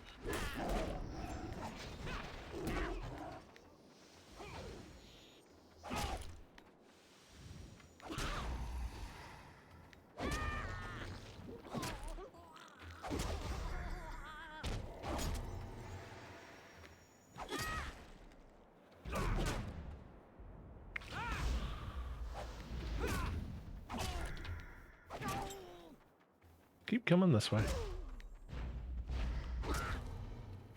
Don't want any of your friends joining us.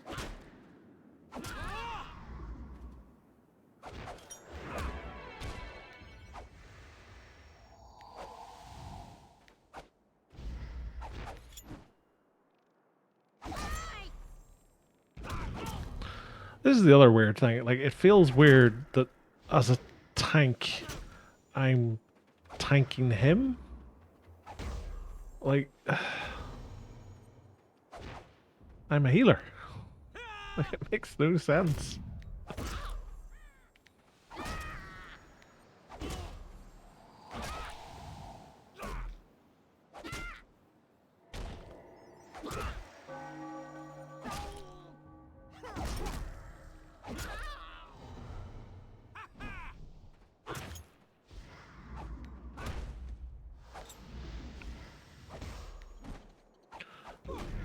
To be fair, at the minute, AP's my biggest enemy.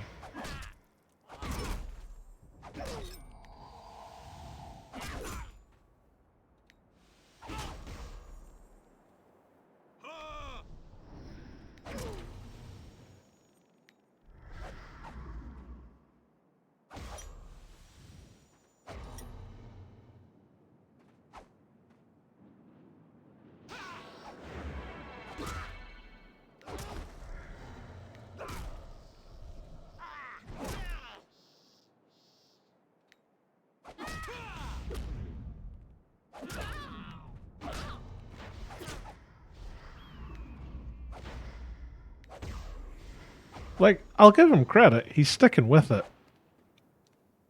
Maybe he's going to get reinforcements or something. I don't know.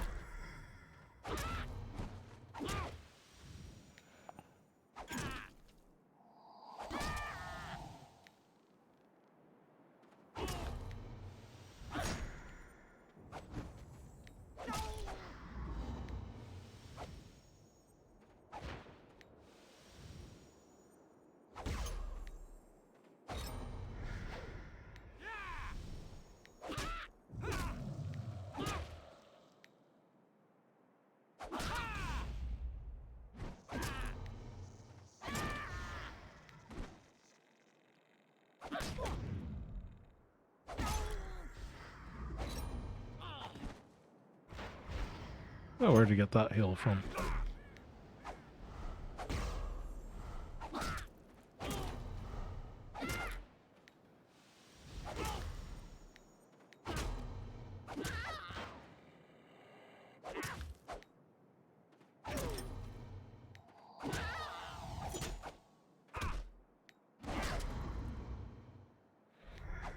It would probably be better if I knew how to play the class, wouldn't it?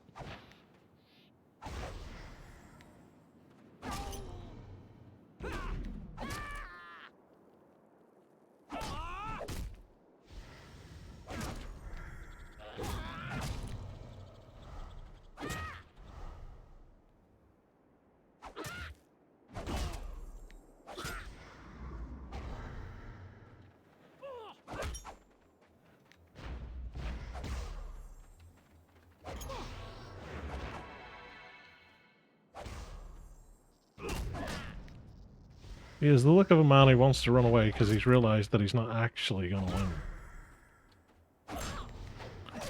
Which is the funny part of this, because this is probably him at his most, like, weakest. He's trying to run away.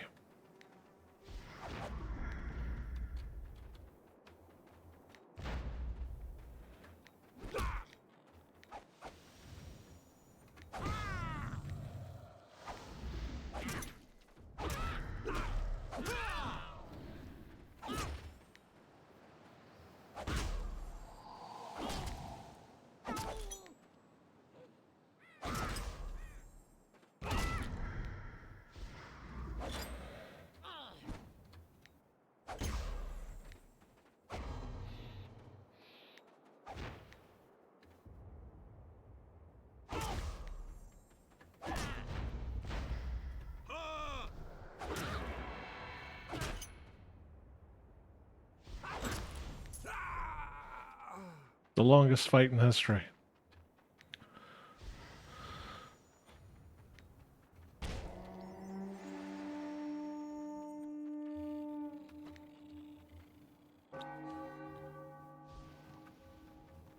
Hmm. 1,209. Not bad.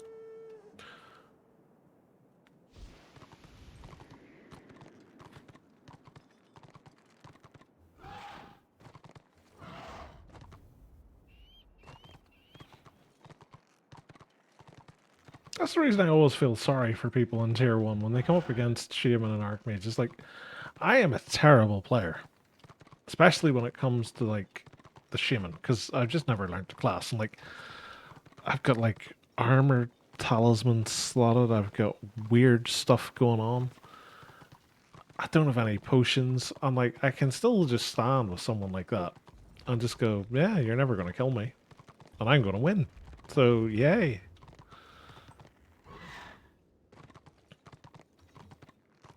It just shouldn't have the tools that it does. And again, it comes down to the fact that, like, realistically, it's not a 1v1 game. And, like, all of this doesn't matter for, you know, group content and yada yada yada and all that jazz. But, I don't know.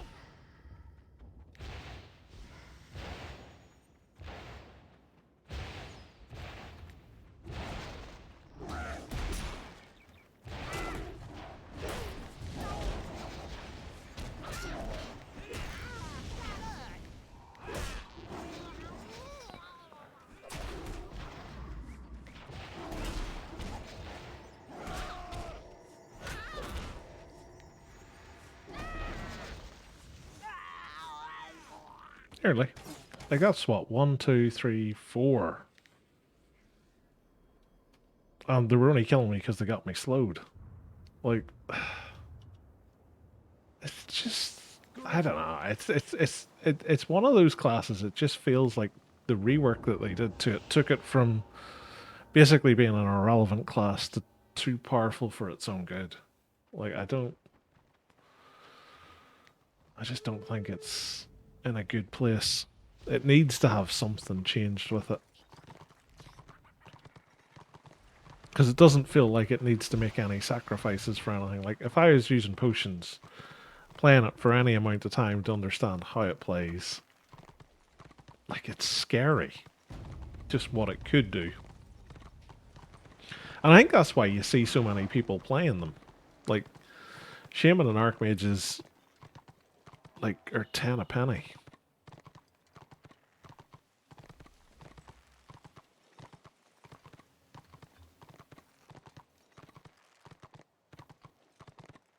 Oh, he's actually close to leveling up. What level is he? 14.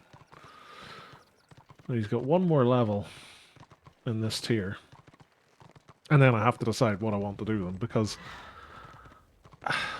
I struggle with green skins. Like, I don't get the same enjoyment out of them that I get with Chaos or Dark Elves. So I might just scrub them and recreate them just to play around in Tier 1. I might just leave him at 16 and he'll maybe just get played every now and again when I'm bored in Tier 4. I don't know. I don't know what to do with him, to be fair. Like, he's fun just to jump on every now and again and, like, do stuff like this where you're just running around and tapping people and all that, but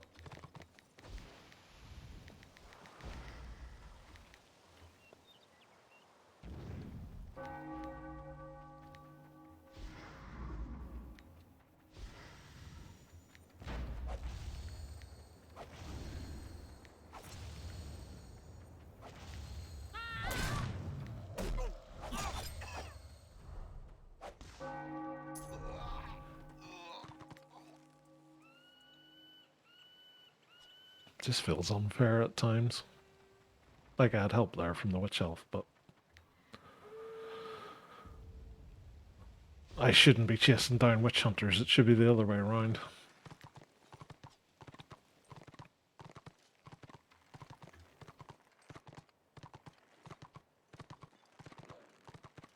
I always find it funny as well that he's got 2 detons. And then a tactic that allows him to detaunt as well. Oh, crikey.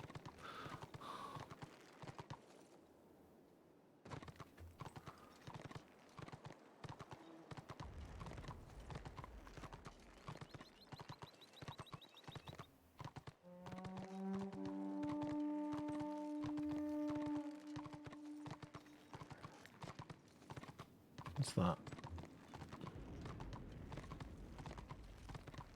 Is that the Sword Master again? Oh, it's White Lion. Poor White Lion.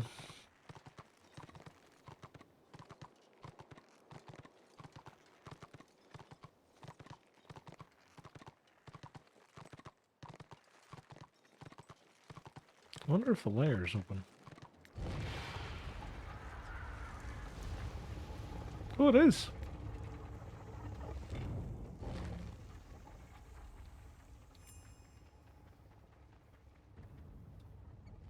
Now, I don't know if he could actually tank this or not. Let's see. For funsies.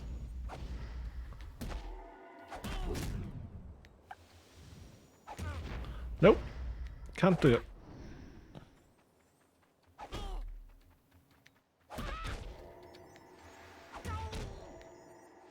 Well, maybe.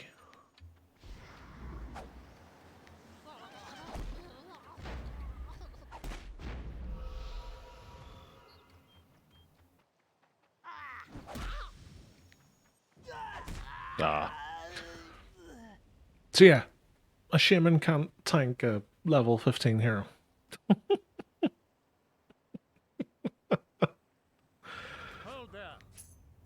At this point, everybody rolls their eyes and goes, of course he can't. How do you think he would?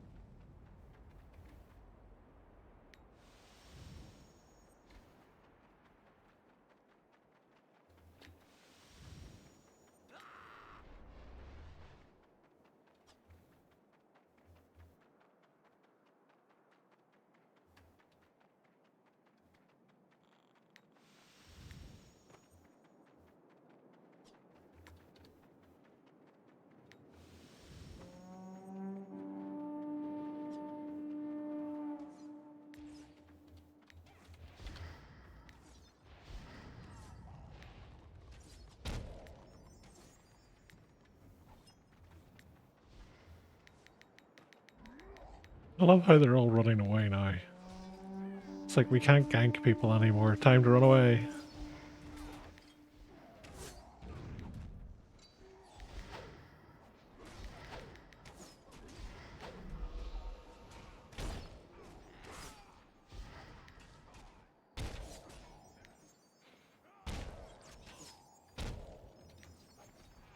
I'm healing like a healer.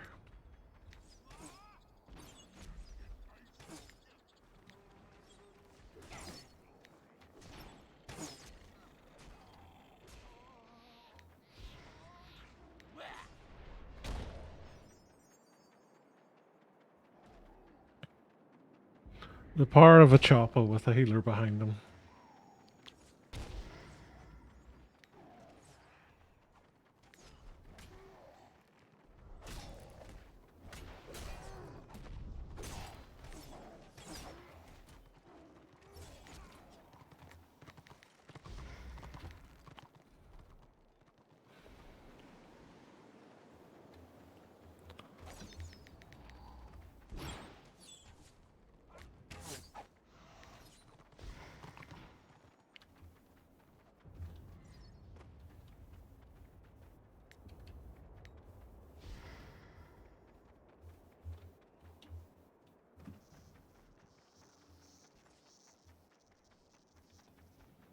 This is the other thing about being a healer is like just the amount of random renown that you pick up just from throwing hots at people.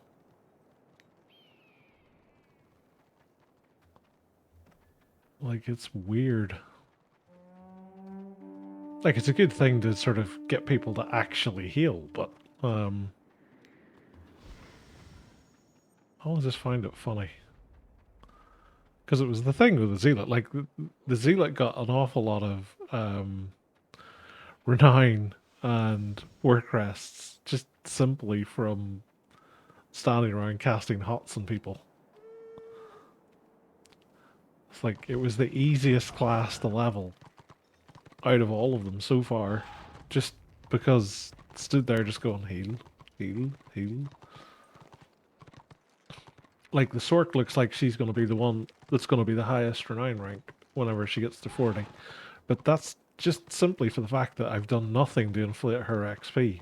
Whereas all those early characters were all getting, like, scouting quests and supply crate runs and all the stuff from scenarios and everything else. And even doing PQs to get, like, stuff for talismans and potions and what have you.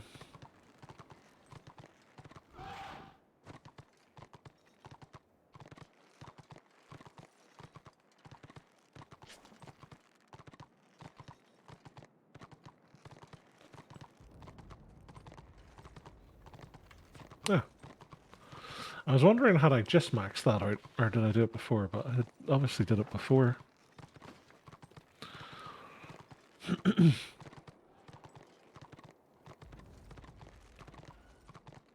about to level up as well.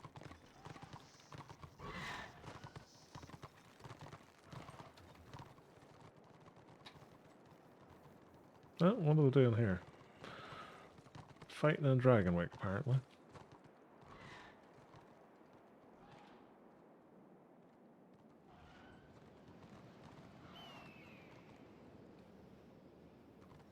And ding! Nope, no XP.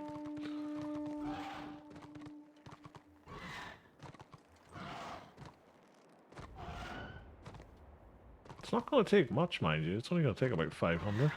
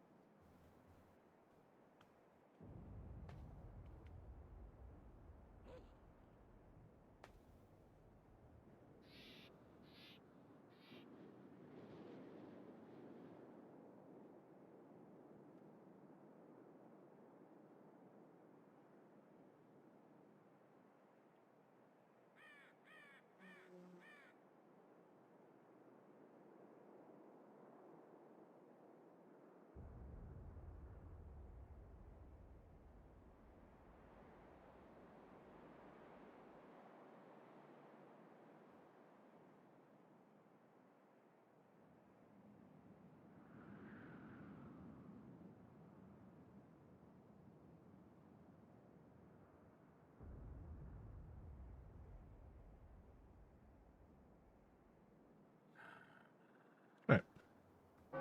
Always dangerous to go AFK in the middle of the RVR lake, but I think I got away with it.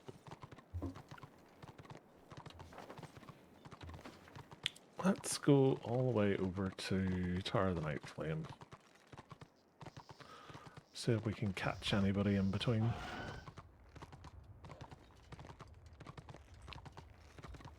So one thing I've always liked about Tier 1, like, even the Dwarf and Greenskin zone is a nice zone to play in.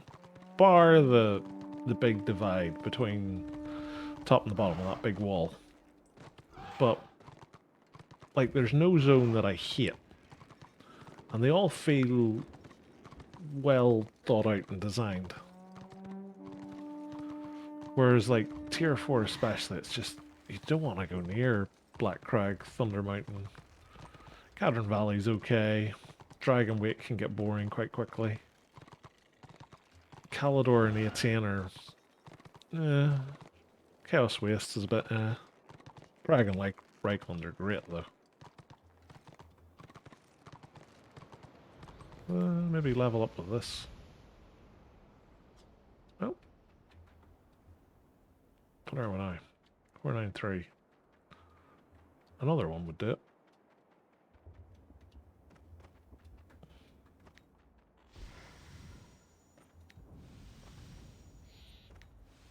This was the place my Marauder managed to get wedged in here. He was trying to get up to a Bright Wizard who was up here. And the Bright Wizard hit him with his stick, so he dropped the supplies he was carrying, and the supplies stuck in midair, and he got wedged between the wall and this tree. Couldn't move. The Bright Wizard was just sitting staring at me for like a good minute going, are you just pretending to be stuck, or are you actually stuck? Wouldn't let me pick the box back up because of all of the dots. He ended up just standing, I think it was like right here, and just killed me with like massive casts because I couldn't do a thing about it.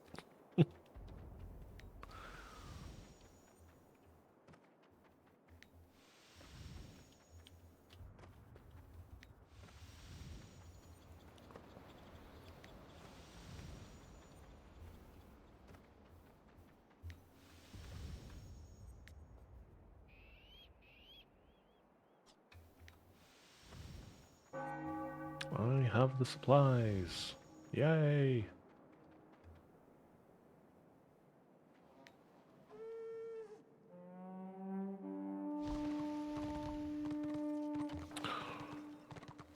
I could take them to their war camp, but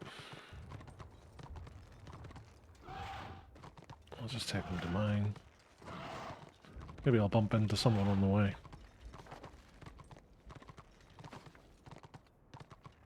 We'll go up and over the mount.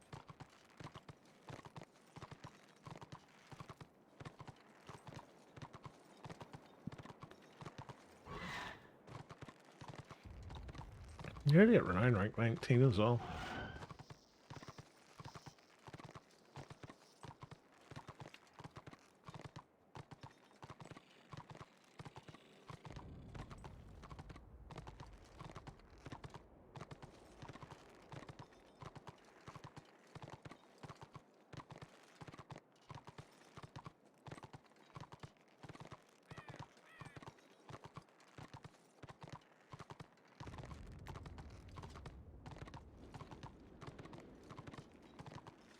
Lots of witch elves being leveled by the looks of things.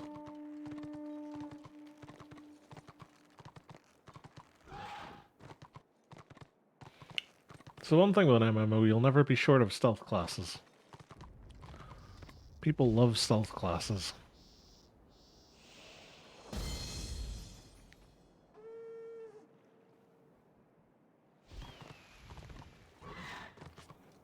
I wonder did I get anything? No. Burst to yeah, okay.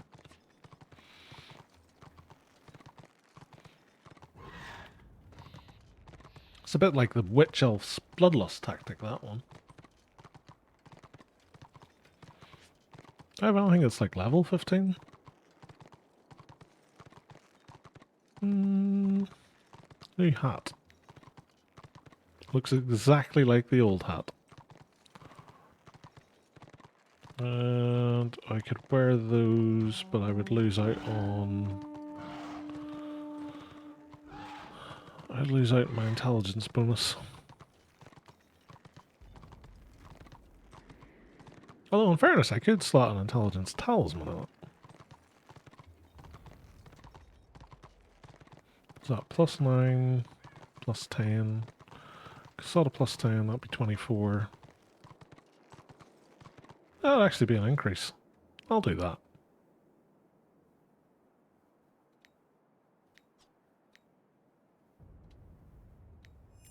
There we go.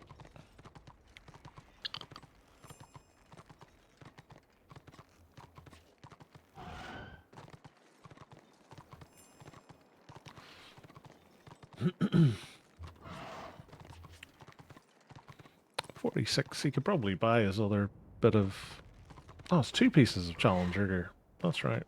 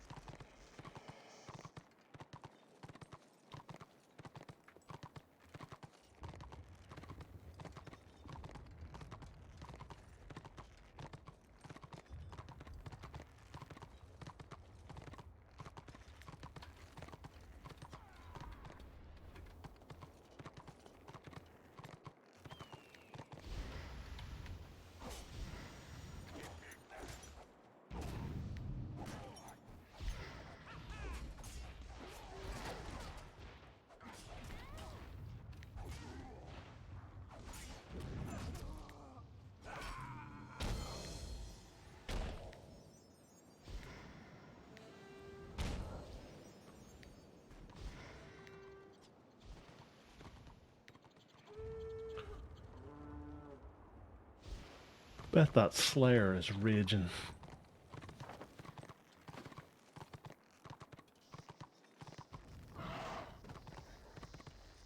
He's like, I'm gonna kill an orc, I'm gonna kill an orc. Oh no, I'm dead.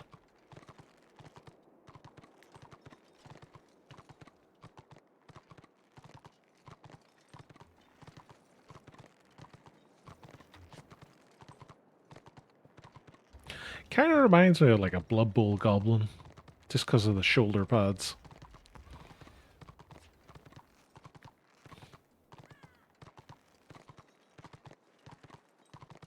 Only he was cool as the Night Goblin fanatics. Who's chasing me? Oh, it's an orc again. Does he not realize I'm a shaman? And shaman have to run solo so that they can bounce around all the time?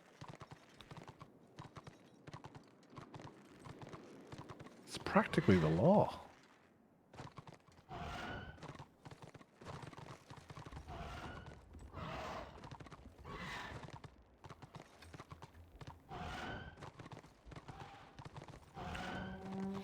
Like, realistically,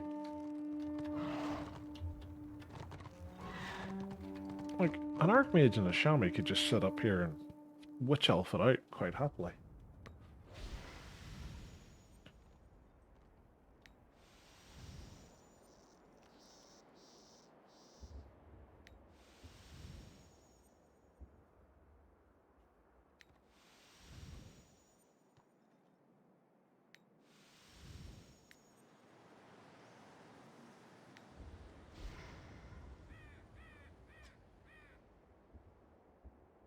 Catonia mission. Okay.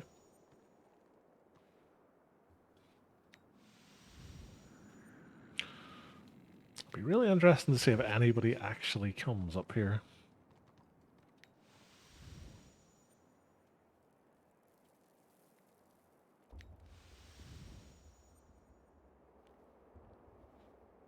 Give it a few minutes anyway and see. They seem to be running around trying to cap things behind us, so we'll try the old spider trick.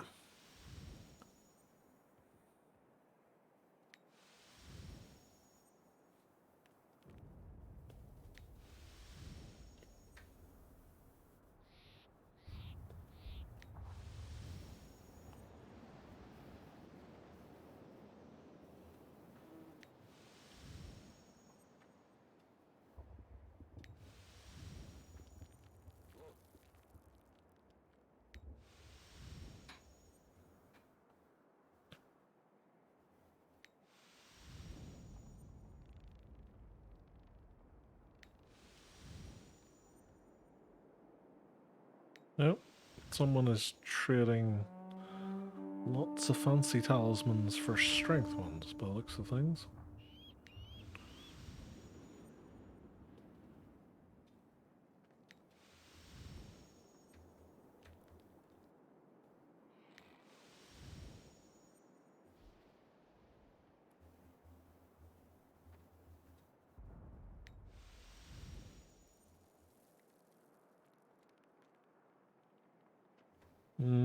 I think Order have all left.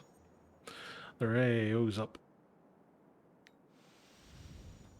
We'll wait for 4 boxes to appear, and once 4 boxes appear, we'll grab one and we'll take it in.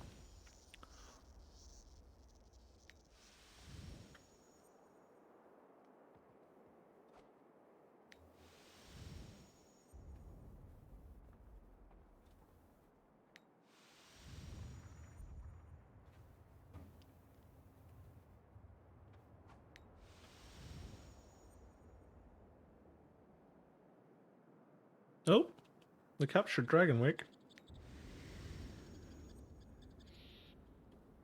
Destruction is on the march, it would seem.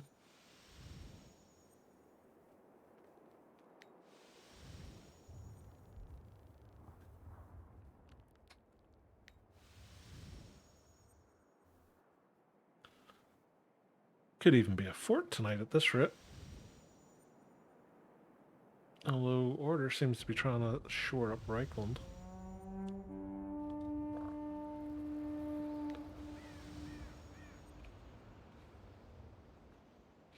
Oh, I was about to say the Disciple of Cain's given up, but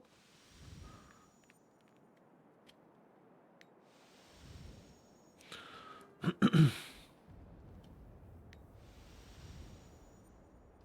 I don't think there's anybody coming, unfortunately.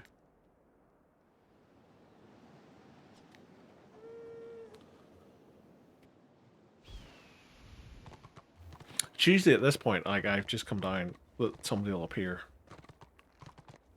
It's usually how my luck goes anyway.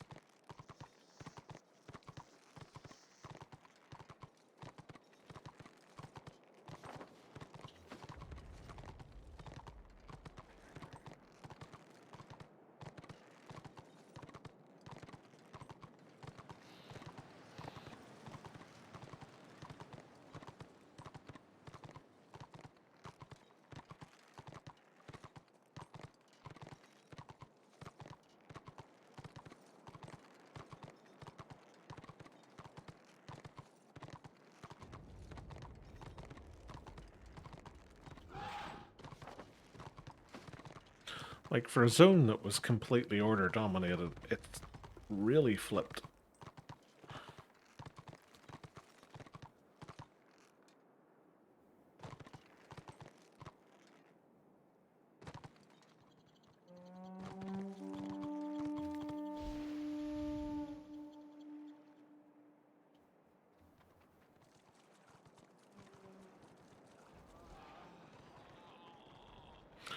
Right.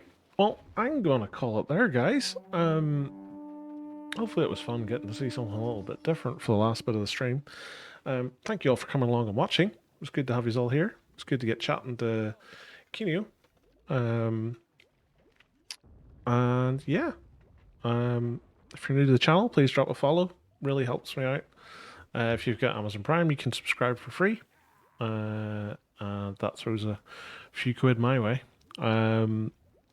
I should be back streaming again on Thursday. I might get on earlier tomorrow, but I'm not going to be here tomorrow night. So if you don't see me, that's why.